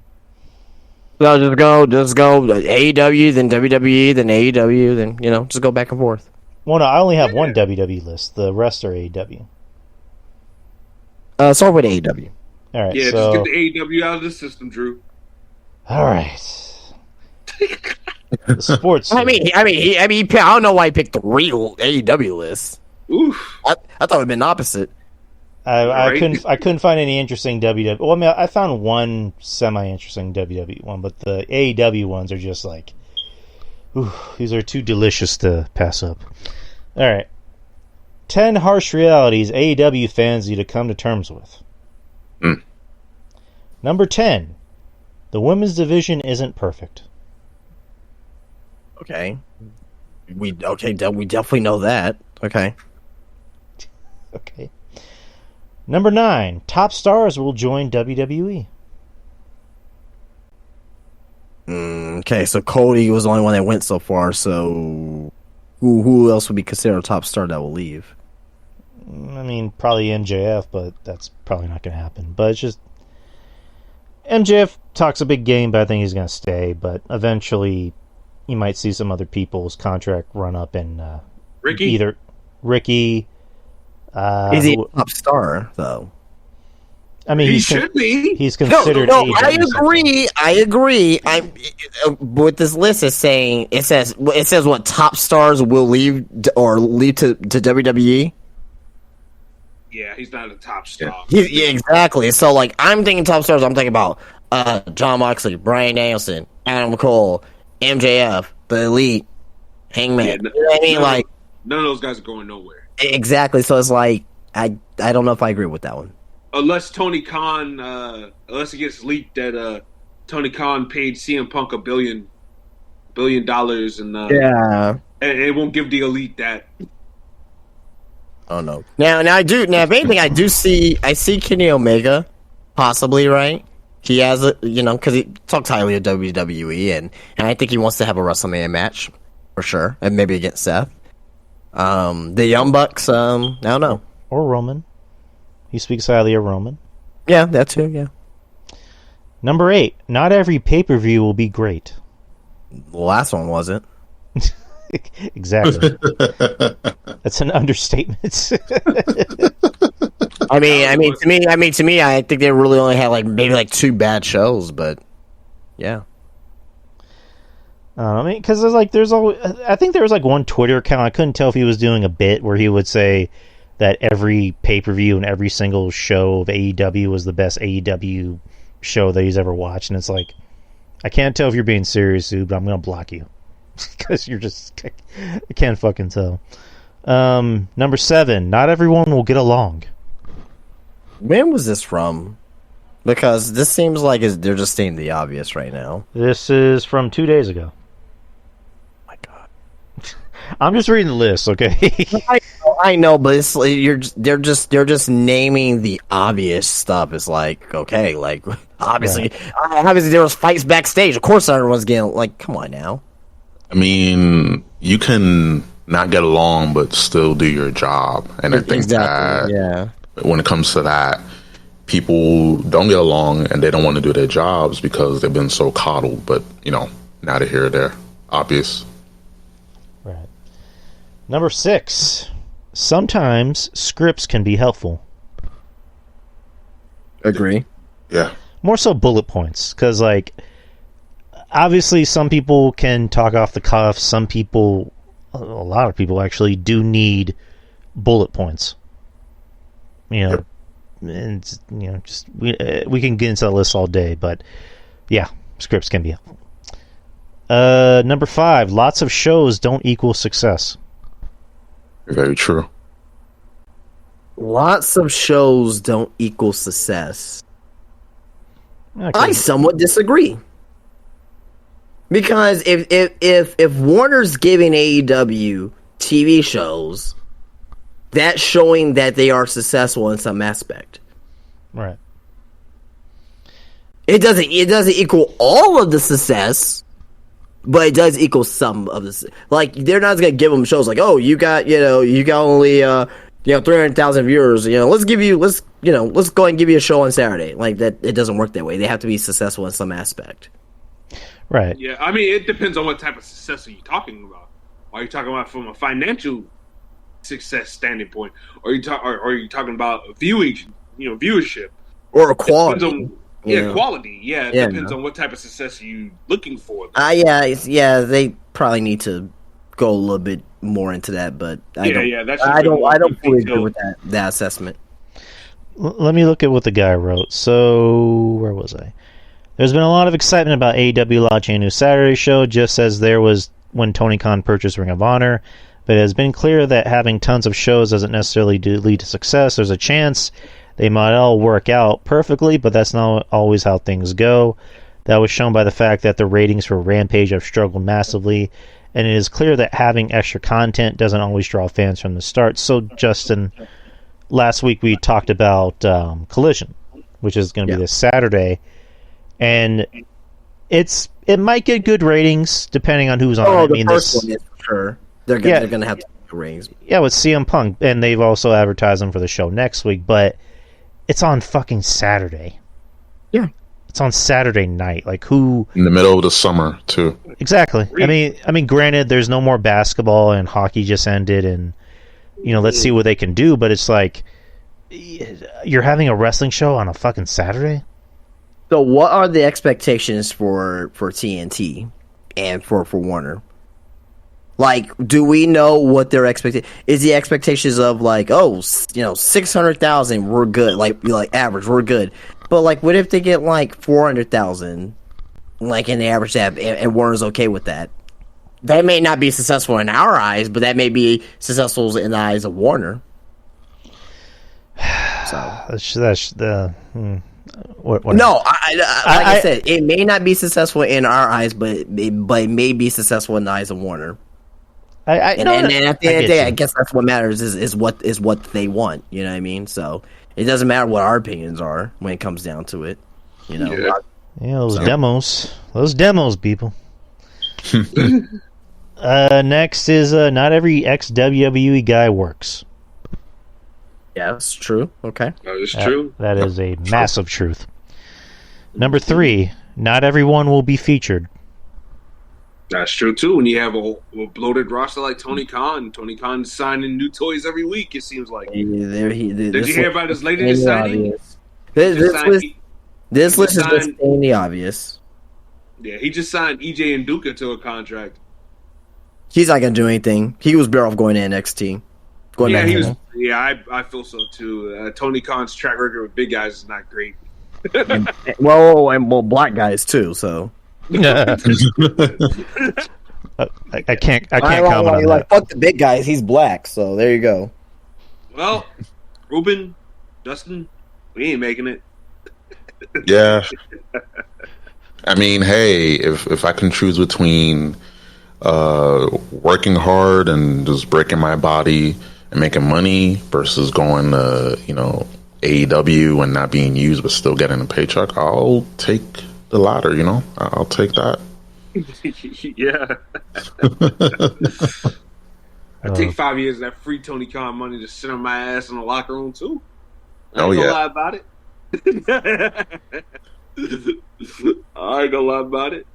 And, make a good like $6K, like 6 figures, I should say. More money than I've ever seen in my life. Hell yeah. And Justin's girl's there, Layla Gray, so he'll be happy. Oh my god. God, yes, just semen everywhere whenever I see Keep her. Justin contained. I need to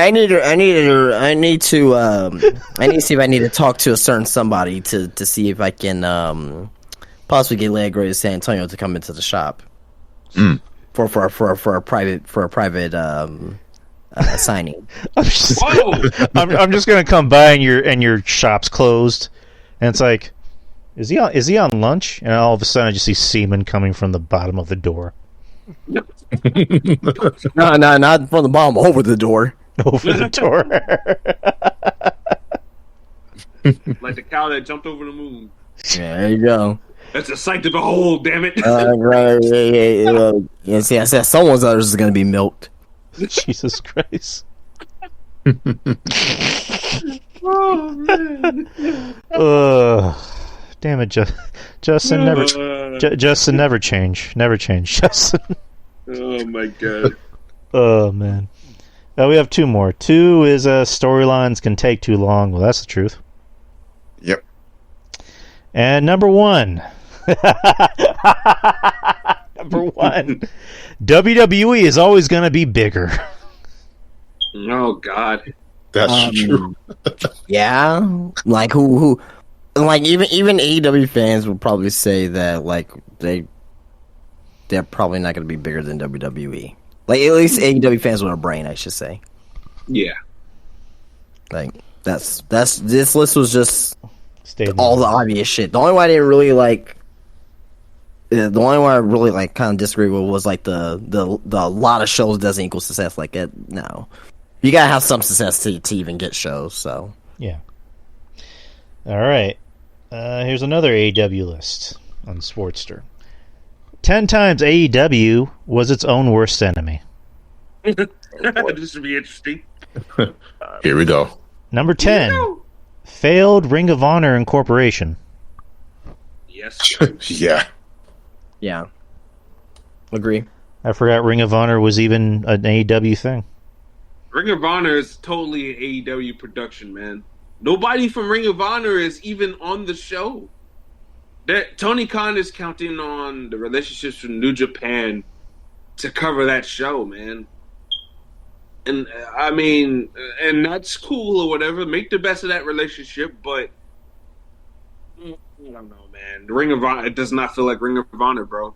It does not feel like the Ring of Honor I grew up on. I grew up a Ring of Honor fan. My brother had me on Ring of Honor shit, and Ring of Honor was like the Outlaws and the Misfits. Some of it. Some guys I on the roster were like the Outlaws and the Misfits of wrestling, man. It was like more of a tame version of ECW. And here you go with this. They're slapping their less experienced guys or guys that Tony Khan don't want to deal with on the AEW product. And then you got Samoa Joe in the middle of it. and that's pretty much it, man. You're bringing guys from Japan, and they're calling that a Ring of Honor show, and it's like, bro, this is not Ring of Honor whatsoever, man. So I'm not jazzed about this at all. Yep. Yeah. Number 8, taking a risk with Jeff Hardy. Number 8. Oh, no, number 9. I'm sorry, number 9, taking a risk with Jeff Hardy. Oh, taking a risk with Jeff. They really put that there? Yep. No.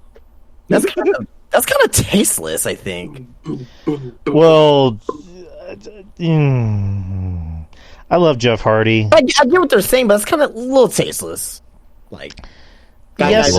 guys going through like Right. you know, he was going through like a rough part. Like let's you could have put something else on the list. I personally, I mean, I probably could think of even worse things than signing Jeff Hardy. I mean, I don't know why this is on, but yeah, it's just like with Jeff Hardy, like he got released from WWE and like almost instantly, as soon as that ink cleared, he just went to AEW. So I love Jeff Hardy. I don't want to see him wrestle anymore. I really don't. I don't need to see him or Matt wrestling anymore. I agree with that, but just kind of like you see when Matt was running to the ring a couple weeks ago, he looked terrible, man. I was like, oh god, I was cringing watching him run. Yeah, That's how bad it is. So, terrible.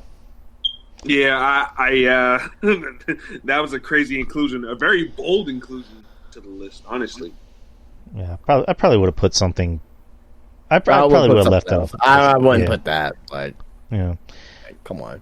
That's like I don't know. That's that. I don't like that. But as a guy that could sit in Tony Khan's shoes for a second and be like, is it really worth it if he's still getting in trouble? If he's still going to be up to his same old shenanigans? Like I can understand where the guy was coming from, though.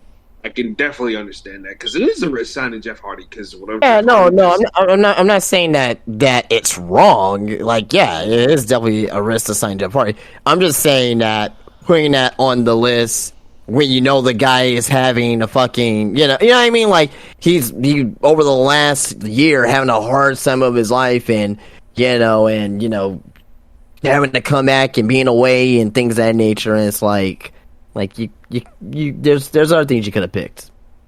Yeah. I mean, I think we're all in agreement about that. So Yeah. Number 8, signing too many wrestlers. Yeah. Especially guys he Oh, ain't yeah, using. 100%, yeah. They only use half the roster. Like Bandito got signed and it was a big deal, and like what is he doing? You know what I mean? This is your former Ring of Honor champion. Fucking looked great. You know what I mean? Roosh. You know what I mean? What the fuck are they doing with Roosh? You know what I mean? Not a damn thing. It's a shame too. Yeah, it's like they brought in Paige and made a big deal about that, and now what's she doing? Well, she's on TV every week. Yeah, she's on TV every week though. She's on TV every week. Like she's in a mix of one of the. Yeah, but what is she doing exactly? Because she seems more like a lackey rather than a wrestler. She doesn't need to wrestle every week. Yeah, she doesn't need to wrestle every week. Yeah, I will say that like what they're doing with her, I don't agree with, but at least she's being utilized. Like guys like Keith Lee and fucking Roosh and Bandito and Andrade and Miro and I can go on and on and on. Guys that don't even get fucking used at all. At least Paige Saraya, she gets used. I don't agree on how she's being used, but she's getting used. Yeah, she's featured every week. Yeah. I don't need to see her wrestling necessarily every week either, especially after those weak forearms she was giving Britt Baker. I don't need to see her wrestling every week if she gonna give me that. Oh boy! So I'm good on that. 100%. But yeah, y'all remember when Anthony Ogogo was supposed to have been a big deal? Oh, what happened to that guy? He's a gone. He's in Dark Elevation. He's in AEW Dark Elevation.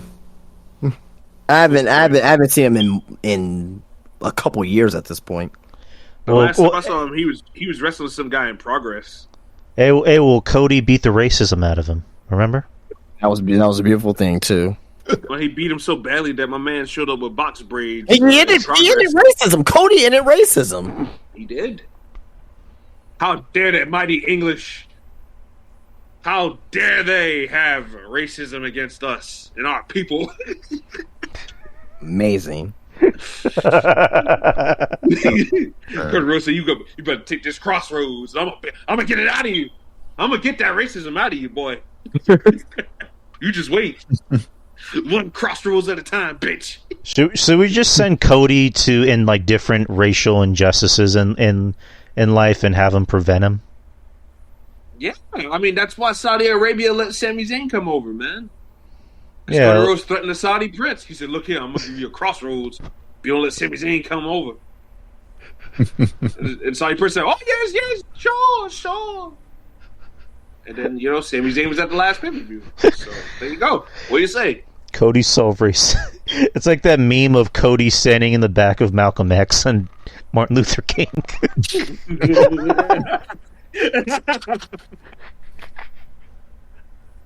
Oh, Sonny Kiss is on AEW tonight. Oh my I didn't see god! the show. I didn't see the show yet. I did not know Sunkiss. I didn't see Sunkiss tonight. Nyla Rose. I know they had Nyla Rose in a title match last week. Oh god, man. Cody Christ, people. That's Nyla Rose's role. Whenever somebody wins a belt, she always puts him over. Thanks, Kyle. Look at that. That's beautiful. Cody wants to prevent a national injustice. By the way, you guys can get the Indoor Racism T-shirt on SpyBusterTees.com. So there you go. There you go. I'll put it down below. I don't know why people are whining and complaining, talking about Cody ain't finishing the story. Cody is finishing the story. He's finishing the story that Malcolm X and Martin Luther King laid down, man. What the fuck are they talking about? He ain't finishing the story. What? Do you think Cody's new catchphrase should be "I had a dream"? I had a dream. See, it's right there on my chest. I had a dream that I took down that no good vagrant Dominic.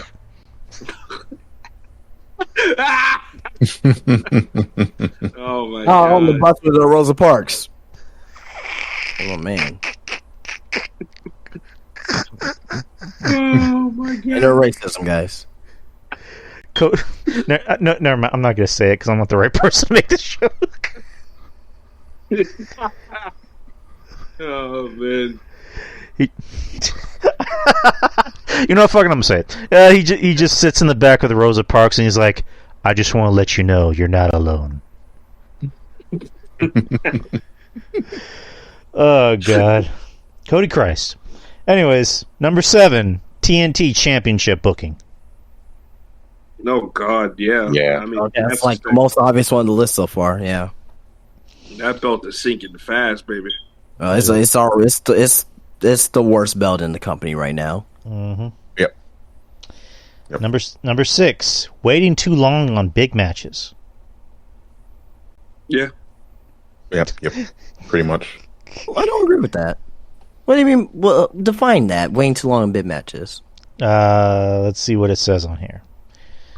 When Cody left AEW, fans realized just how much he still hadn't done in the company. He hadn't faced Alexa, CM Punk, Bryan Danielson, Jon Moxley, Kenny Omega, and Adam Page, and so many more top stars in what could have been big pay-per-view matches or TV attractions. This is just one of many examples in which AEW's unwillingness to pull the trigger and instead what has ended up being a big mistake. For instance, what it seemed like CM Punk was not coming back. There were so many matches and wrestlers he still hadn't crossed paths with. AEW should try and find a balance between holding off and putting on big matches if possible. I can respect AEW for wanting to stay the course when it comes to certain storylines and certain feuds. But I think in other areas, I think they need to do one and dones. Like all the MJF's feuds, except for the Punk one, seem like one and dones. I think that's what they need to do with a lot of other people on that roster. Chris Jericho, I don't agree with that one because it's like, okay, let's do CM Punk versus Bryan Danielson, then CM Punk versus Jon Moxley the following week, then the following week CM Punk versus Kenny Omega, then the following week CM Punk versus Adam Page, then the following week, what? Nah, it's a way to have. You can have a long feud, or have a lengthy feud rather, but still kind of get certain matches out of your system. I mean, it's a way it could be done. Like you don't have to rush. But a lot of those matches of the guys that was listed, those should be pay-per-view matches, not stuff on Dynamite. In my opinion. I agree. Like, but I think there's a way you can stretch. You can have both. You can have your lengthy storylines, but still have side attraction matches and special occasions. You know what I'm saying? Like you can get away with doing both if you're smart enough to book it that way. As long as it's not on free TV. Like I don't. Yeah, if it's like at a pay per view, great. I'm good. Or if the match was actually built up for it to be on a Dynamite, but it was just like kind of like tonight, right? You had MJF versus Adam Cole. They had one promo. By all means, it was a damn good promo. I liked the promo that they had last week. But I thought this match, even though the match was fantastic tonight, I really liked the match. I thought they could have held off on that. You know what I mean? Because now you got Adam Cole versus MJF, right? Okay, great. They're not facing each other at Forbidden Door. Now we know it's gonna be MJF versus Tanahashi. You mean you couldn't wait a little bit longer before we actually do MJF versus Adam Cole for the pay-per-view? I don't know. That's just probably my line of thinking, but it's yeah, I don't really get that one, that listing. So yeah. Number 5, Tony Khan on Twitter. Yep. Yeah, he gotta get the fuck off of Twitter, man. He does not do himself any on Twitter. Mm-hmm. I think he post shit about his AEW matches and shit, but yeah, but that's sometimes it comes off a little bit unprofessional. Right. That shit he tweeted at Big Swole. Oh my god! I'm like, okay. No, we didn't resign you because your wrestling isn't good. I was like, damn. Hey, we didn't resign because you're. No, don't say that, Tony. Oh my god! Holy fuck, Tony! Damn, man. I see you. But yeah, I just think Tony Khan needs to hype Dynamite up, this, that, and the other. I think when it comes to certain things are better left unsaid on Twitter, Tony. And I think the more he gets into certain things, especially with people, when he interacts with people, it seems like that's when he makes an ass out of himself on Twitter. He needs to stop that. Just post the matches, hype the shows. There's nothing wrong with that. That's what any good promoter does. But that's it. That's it, dude. All right. Number 4, interim champions. Yeah. I mean, I don't know if I agree with that one. I can agree with. Yeah, I agree. I can agree with wanting to. I think the reason why it's on his list because it happened too much infrequently due to unforeseen circumstances. Right, and I think that's when it got out of control, and he had to get rid of that. You had Thunder Rosa, then you had Punk getting hurt around the same time. Yeah, same thing back to back, and it was just like, ugh, holy fuck, this is a little too much, man. So, to me, but I think the thing is that okay, well, we had to make an interim champion for CM Punk, but at the time the conversation was like, well, if you don't do an interim champion for Thunder Rosa, how's that for Thunder Rosa? So, I mean, I don't know about that. Now, at the end of the day, I don't really like the interim champions, but at the same time as well, it's like I understand why he does it too, because it's just different, from whatever WWE does, and you're trying to do something different. But although the interim champion thing didn't really happen that much, it happened a lot in 1 month, and And now, anytime when the term interim champion comes up, people are only going to think about the CM Punk Thunder Rosa situation. That's it. They're not. It doesn't matter if it happens in in the next 2-3 years from now. We're gonna get another interim champion, right? And it hasn't happened in 3 years. People are gonna that's stupid. But it is what it is. Right. Number 3, blanking wrestlers with expiring deals. Blanking wrestlers. Let's see. On several occasions, wrestlers with deals running down have been blacked out by Tony Khan, for instance. Oh, okay. Marco Stunt, Joey Janela, and Leva Bates have been just a few who were contacted ahead of their contract expiration with AEW. Why does he mention Leva Bates? Why does he mention Leva Bates? She didn't wrestle regardless. No, she didn't, and she was not very good when she did anything. It wasn't even I get you're trying to make a list or whatnot, but at least God damn man, at least have some credibility behind this shit. But yeah, no, continue. I'm sorry. No, I mean, I guess the point of it is just what do you just say? He at least reminded these guys, hey, your contract's expiring, we're not going to sign you back. Right. Instead of it just being oh, we're not going to sign you back, goodbye. So I guess, that makes sense, but... yeah, but, I mean, I'd rather... that's one thing Tony Khan, I don't think gets enough credit for, he just doesn't, shit something hey, we're going to release you now. Goodbye. You know what I mean? He lets the contract, fully expire and go from there. But again, you mentioned Marco Stunt, from what I've been noticing so far, he'll take them off TV maybe a month or 2 or 3 before he even before their contract ends, and so that way they get phased out of TV completely. You know what I mean? So I don't know. Yeah. Number 2, CM Punk drama. Yeah, no, I agree. I agree with that one. And number 1, well, this is on the last list. Whatever. Poor booking of the women's division. This guy hates women's wrestlers, I guess. But I agree with it still. And the last AEW list that we have. 10 worst AEW wrestlers so far in 2023. Jesus Christ, man. Number 10. Sadly, I'm going to have to agree with this because we just talked about these guys. The Hardy Boys. The Hardy Boys now. I get it, but Jeff had one match. Well, you know what I mean? He had one match. Right. Does he it was a bad match, but does that credit to be on the top 10 worst? Yeah, one match. Put Matt Hardy. So. That's why he's on the 10th. He's in the 10th spot. Yeah, put Matt Hardy. Cool. Fine. Get it. Let me go on record by saying I never actually read these lists before the show started. So yeah, but Jeff's only had one match. So again, just love Jeff. I don't think I want to see him wrestle anymore. But I don't know why he's on this list. Like Justin just said, he had one match. Matt really should be on this list over Jeff, but I digress. By himself, yeah. Yeah. All right. Number 9.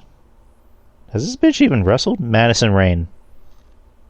Like on Rampage and stuff, but Rampage, who watches that? I would have put there's far worse wrestlers than her in the company. Right. I don't know if I agree with that. Worse. Number 8. Number 8, I wouldn't necessarily say he's bad. I just the booking has been god awful for him. But Wardlow. Oh yeah. No, he doesn't deserve to be on this list. Booking's terrible, but he's not a bad wrestler. Yeah, he's good, but it's just the booking that's not making things better for him. Yeah. Number 7, the Dark Order. No, don't agree with that either. Again, booking. Number 6. They haven't really even been on the AEW show. They've been regulated to Ring of Honor. Yeah, true. Right. Working a program with Vincent and Dutch. But they're trying to recruit Stu Grayson. Or like, is this list based off a booking or like being utilized correctly? Like, I'm not like it's kind of all over. It's kind of like all over the place because you go Hardys, like Jeff had one match, okay. Then Madison Rain, like who you never see, who's on Rampage, and Wardlow, who's not a bad wrestler at all. He's just being booked horribly. So like, I'm not getting this list so far. All right, number 6. I haven't seen this guy in forever. Ortiz. I think you had a match in 2023. Apparently, he's been on Ring of Honor. Well, this says AEW, not Ring of Honor. Again, I didn't read the list before. No, I get it. It's like Jesus Christ, because like if he, whatever. Yeah, okay. No, I don't agree with it. Yeah, I'm not even an AEW guy. I don't even think I agree with most of these people. But another guy that I haven't seen forever, number 5, Lance Archer. Don't agree with it. He only had one fucking match on Rampage. Don't agree with this. Yeah, this list is ass, bro. Don't agree with it. Like, oh god, not a good list. When I think of worst AEWers, I'm thinking like in ring, like they suck. Is like they're like Dana Brooke. Like that's what I'm thinking about. But yeah, somebody's fucking up. Number 4, the Varsity Athletes. Those guys are not even on the fucking show. Like, nah, they kind of are. They kind of aren't. But Tony Nese is a fantastic wrestler. So yeah, Anthony Nese is great. I've seen him wrestle a bunch of times before he made it big time. Yeah. Arya Daivari, same thing. Like these guys aren't bad, and Josh Woods is really good too. Yeah, this list sucks. Yeah, not good. Number I would 3. like to know his criteria for this list. If he had that, then I can understand some. He had to be a deadline by noon, and he just put this shit together. Number 3, Kip Sabian. Yeah, Kip Sabian's not bad either, but he is suck. He's boring. Yeah, he's boring. Yeah, he's definitely boring, but he's not a bad wrestler. I wouldn't put him as a worse wrestler. Yeah, no. Number 2, Parker Boudreaux and Trench. Trench didn't even wrestle. They don't wrestle, but goddamn, Parker Boudreaux cannot sell a beatdown. That one I would consider. I would consider. I would consider that too. I would. This is the only one I would consider on this list. You put Trench on here. I don't even think Trench had a match. I don't even remember him having a match. So but I tell you what, he dished out a better beatdown than Parker did. Yeah. So God, ugh. Yeah. Number Holy 1. shoot, ugly. Can you guys take a guess at who number 1 would be? Keith Lee. Nope. It's like let me think. Orange Cassidy. No. that's Drew's worse. Let me think. Maybe a woman. Nope. Not a woman. Nope. Sunny Kiss. Nope. Damn. Well, I'm all out of options. Yeah, I don't know. Yeah, go for it. Kevin James Marshall or QT Marshall. Oh God. Oh. But he's not even bad. He's not bad. He's not bad. He's not bad. We're like, okay. Who's a worse wrestler? Who is the worst wrestler in AEW you can think of right now? Like that guy sucks. I don't think it's QT Marshall. Yeah. Nah, he's not bad. He's just uninteresting. Yeah, he's uninteresting. He's definitely uninteresting. Yeah, he's about as interesting as watching paint dry, but I don't think he's bad. He's also kind of a shithead, but I liked it better when he was on Kings and Queens.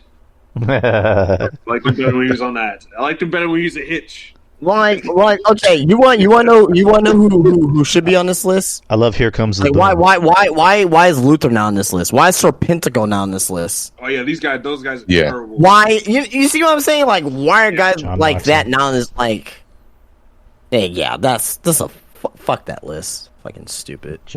Yeah. Again, I didn't read the list before I came on, so just whatever. And one more list. This might be a more positive list. It's the 15 WWE wrestlers with the most wins in history. And this is a recent list. This is just facts, and this is not opinions. Number 15 is Roman Reigns with 992 wins. Oh. Hasn't had a match since Mania. 14 is Triple H with 1,032 wins. Wait, who hasn't had a match since Mania? Roman? Wait. Yes? Oh, wait.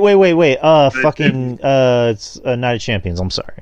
Oh, I was like, yes. Well, I meant like a singles match. That's what I meant. Gotcha. Sorry.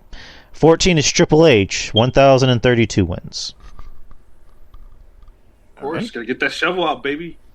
When you get pushed like Jesus Christ for, a couple years, then you get a lot of wins. All right. This list was also made, I think, last month, so a lot of these might not be updated as much. Number 13 is Sheamus with 1,111 wins. Oh, that's surprising. I mean, not surprising, but like I wouldn't think him being over Triple H. That's kind of surprising. Yeah. Actually, let me go back because they have like win percentage and number of losses. So Roman Reigns has had 992 wins. He's had 331 losses, and he has a 73.1 winning percentage. Damn, and in the like year, Spurs. and in the year of 2015, he had 187 wins. That was his most wins in a year. Triple H in the year of 2008 had 118 wins. That was his most wins. So 2008 was the year that he had the most wins. Yeah. Gotcha. On here it says year with most wins. Win percentage 52.2. Number of losses 871. Sheamus 2012 was his most wins in a year, 193. He has a winning percentage of 52.8. 945 losses in his whole career. Randy Orton 1,274 wins. 2011 was his year with the most wins, 151. He has a 53 percentage in wins. 1,060 losses. Try to guess who's number 11. This is surprising. Surprising. Who's been around forever? Let me ask you this: Are they still currently wrestling today? Yes. Okay. Have they been a champion? Like a WWE Paper World Heavyweight Champion? He has won every title in the company. He's won every title in the company. Okay. Mm-hmm. Is he still with WWE today, or is he in AEW? He's in WWE. Is he on SmackDown? Fuck, the draft is confusing, so I forget. Yeah, SmackDown. SmackDown. Mm. SmackDown. Is it Kofi? Yes. I was gonna lead towards Well, That was Kofi. my guess. That was actually my guess, but I was like, nah, I can't be. Kofi. Okay. Yeah, Kofi's been around forever, man. And Yeah. he won every title there is to win. I wonder if they include with these amount of wins. Obviously, house shows are included. So okay. Probably. But this dude's been around ever since I was in fucking middle school. I'm pretty Yeah, sure like you guys, 2008. were in fucking high school when I was graduating already when he came in. Yeah, we were already Yes. done. I think he came in like a Yes. year after. Yeah. Kofi has 1,274 wins. Nice. Uh, I mean, that's enough time to build up some wins over the years. 2012, he had the most wins with 131. He has a 58.4 winning percentage, and he has 882 losses. Guess who number 10 is? Are they wrestling today? Yes. Are they in AEW or WWE? AEW. So wrestling today. They're wrestling today. AEW.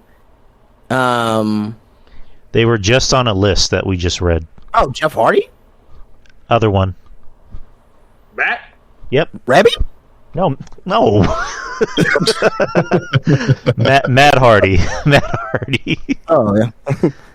Matt I was gonna Hardy guess next. has 1,309 wins. Yeah, Wow. 2008 was his best year, 107 wins. The Yeah. ECW champion right there. He was also the U.S. champion. Winning percentage of 55.1, number of losses 1,012. Number 9, Shawn Michaels, 1,433 wins. Goddamn 19 right. 1996, his best year, 163 wins. Goddamn right. He has a 68.1 winning percentage. Goddamn right. 578 losses. I don't remember those losses. Number 8. Well, it's the big show. Wow, wow, Oh, no. wow, wow, wow, wow. Not my worst of all time. Well, it's a big show. He has 1,443 wins.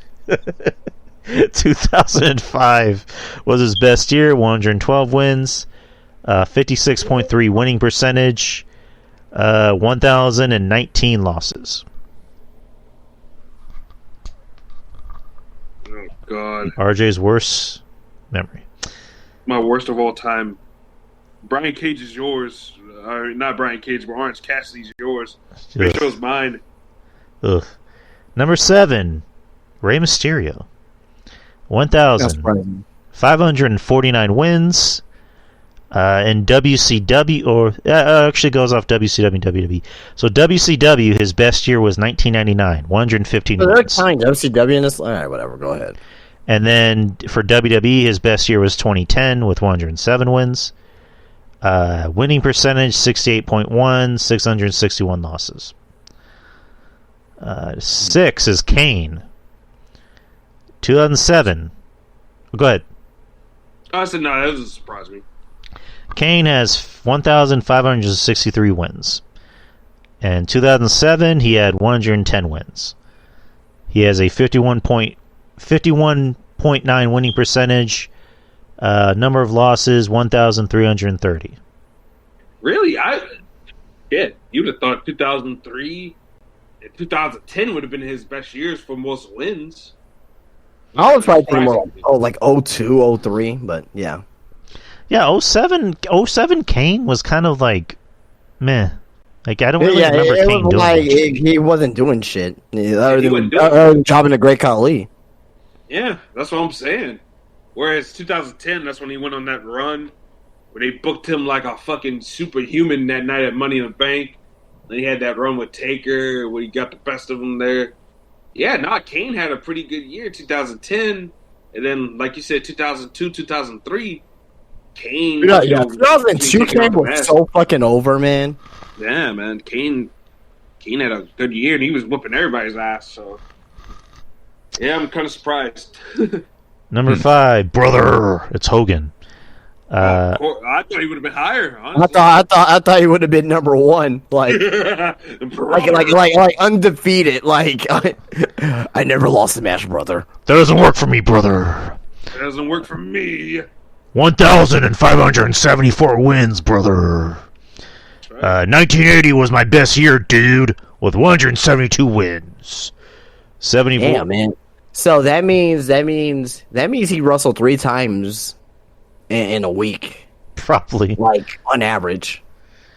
74.8 winning percentage and 395 losses, brother. Okay, all right. This is interesting. Who can guess who number 4 is? Okay. So number 4, so it has to be a guy that has been with the company for a long time. Do they still wrestle today?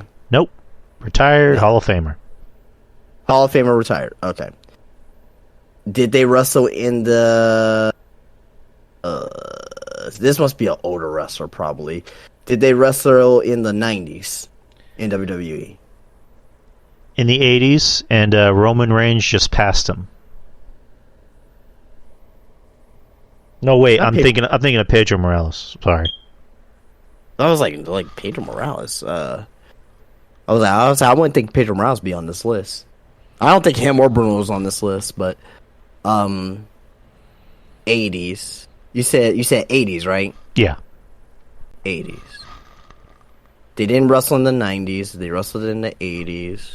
Former world champion? No, never been WWE champion.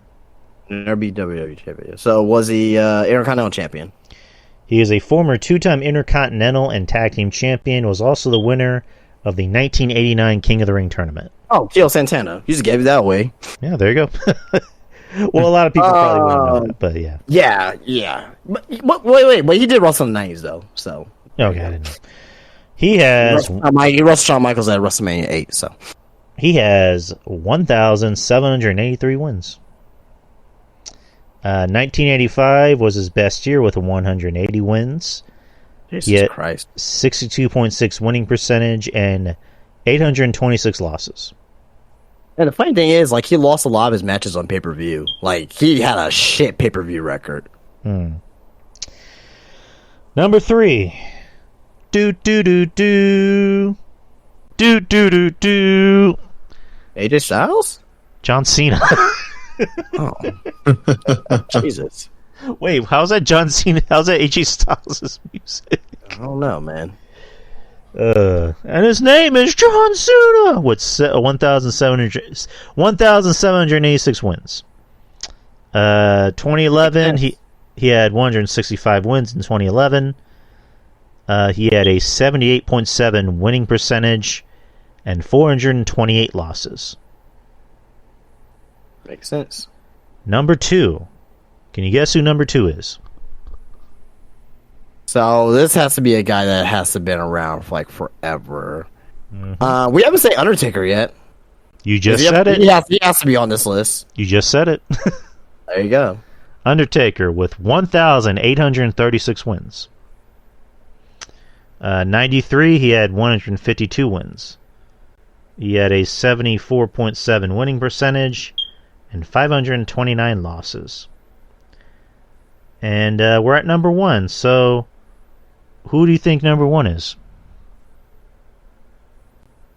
So, one thing I'm noticing about these guys that's been the top 5, like big top baby faces, right?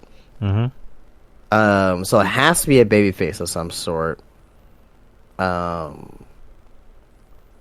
It also has to be somebody that was with the company forever too. Mm-hmm. So big baby face, has been with the company forever, and he'll have to win matches. Obviously, he's obviously a former WWE champion, whoever it is, right? No, Kyle, Triple H was like 14, I think. So not Triple H. Steve Austin? Nope. No. He wouldn't. No, him and The Rock wouldn't been around long enough to have that many wins. You said Sean Brett. We didn't say Brett. Bingo. There you go. Bret Hart, 1,882 wins. Really? Yep. 1992, he had 189 wins. Fucking between, I can guarantee between like his singles run started like in like 89, whatever, 90, all the way through fucking like 1995. This guy was fucking just winning everything. Winning percentage 63.7 and number of losses 765. I want to see his winning percentage between 1990 and 1996 and see what that winning percentage is. I'm pretty sure it was in the fucking 80s or 90s. Like it had to have been up there. All right. Yeah, that's everybody. That's everybody on the list with the most wins. Bret has the most wins to this day. And that's everything, folks. That is the end of episode 300. And yeah, we're close to doing 3.5 hours. It was a nice jam-packed show, fun show. And I want to say thank you to everybody that was able to make it on. Kevin Castle, of course. Jeff Lippman, if you're listening, thank you for coming on. And my boys here, Justin, my podcasting partner in crime, thank you. As always. Thank you for being on here. Thank you for being a trooper. And means the world to have you on here. Thanks. Ruben, of course. Ruben, I imagine you're in immense pain right now with that dental work you just did. Thank you for staying on here, man. Of course, man, no problem. And then RJ, thank you for coming on. Thank you for joining me in this journey that we've been on for the past 3 years. And here's to another 100, man. Yeah, absolutely, without a shadow of a doubt, man. I know I made it in late. Yeah. I had a busy day last night. We was all getting ready for inventory, and so I was drained by the time I got out of that damn store this morning. So I mean, what I had to get matters? all the rest I could in. Yeah, it matters that you came on, and that's what matters. But I'm glad you came on.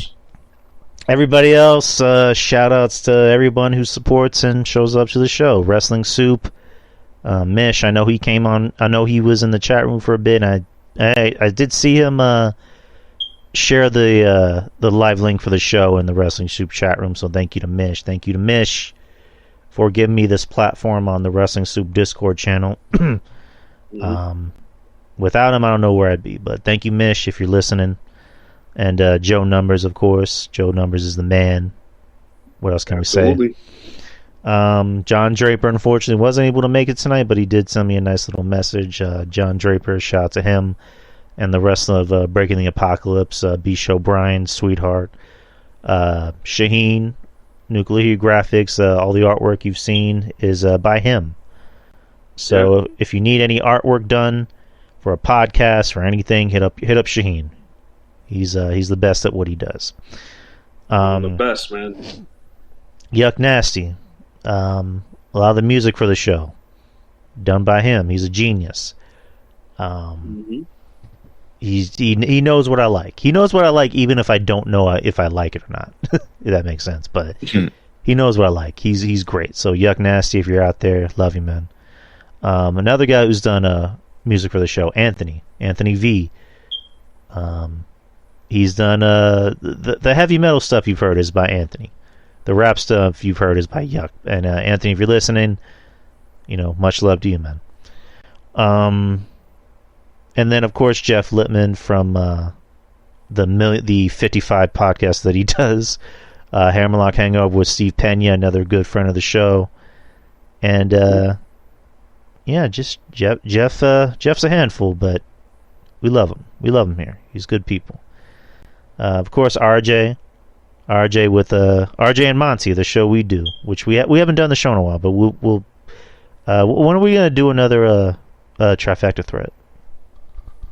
I have no idea. I have no idea, but I'm free this Sunday. I was down to do one Sunday because I took it wrapped up my Twitch stream. I took it wrapped that up pretty early, so I was down to do one on Sunday. I just never heard from either one of you guys, so I was like, yeah, sorry about that, man. But I'm off. I'm actually off tomorrow. If you are down to do anything tomorrow. Probably have to be in the morning. Yeah, we can make it happen. What else? Yeah, of course, RJ and Monty, my little brothers. Trifecta Threat, check that out. And Trez, of course, big sister of the show, big sister of mine. I love her to death. One of the best people you'll meet. Yeah. And hey, Joe Punches. Yeah, I appreciate it, man. And Joe Punches, another good friend of the show. I'm on Facebook. He's a good dude.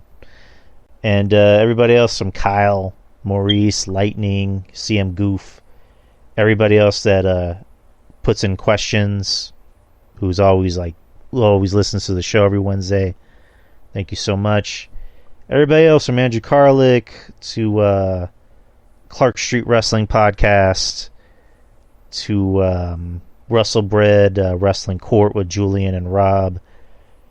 And if I'm forgetting names, of course, Ruben Prime. I can't forget Ruben Prime. Yes, sir. I love all you guys. Thank you guys for the kind words and sharing and supporting the show. And of course, there's the Patreon. Support the Patreon. Anyone who supports the Patreon, thank you guys. And what else can I say? If I'm forgetting any names, I'm very sorry. But you know who you are for supporting the show. and I did. There are two names I'm just remembering now. I'll wrap it up, guys. I know it's getting late, but let me wrap it up in a little bit. But my two good friends that I've known since I was a kid, Anthony. He goes by Tony Rawlings. That's his podcast name. He started out in the beginning of the show, like in the early stages of the show. He was on. He was my next door neighbor as a kid, so he's my oldest friend. So if you're listening, shout out, man, love you. And my sister Jessica, she was on a few episodes, so love you too. And my old co-host, which we don't really talk anymore, and that's a long story, but Devin, he was a big part of the show, so if he finds out about this, just letting you know, man, no hard feelings. It is what it is, but you were part of the show too, so. But shout out to everybody who supports the show, and I love you all. So it's getting late, guys, so we're already at 3:30 on 3.5 hours, so we are out of here, people. We will see you next Wednesday. Next Wednesday for the new season, the season premiere of the show, of the Drew Carey Experience. What could happen? You'll just have to find out. Anyways, Maureen, anything could happen. Someone might die. Oh boy. I bet me. Dun dun dun. But anyways, guys, have a good night, people, and we'll see you next week. Peace. Peace. Out. All right.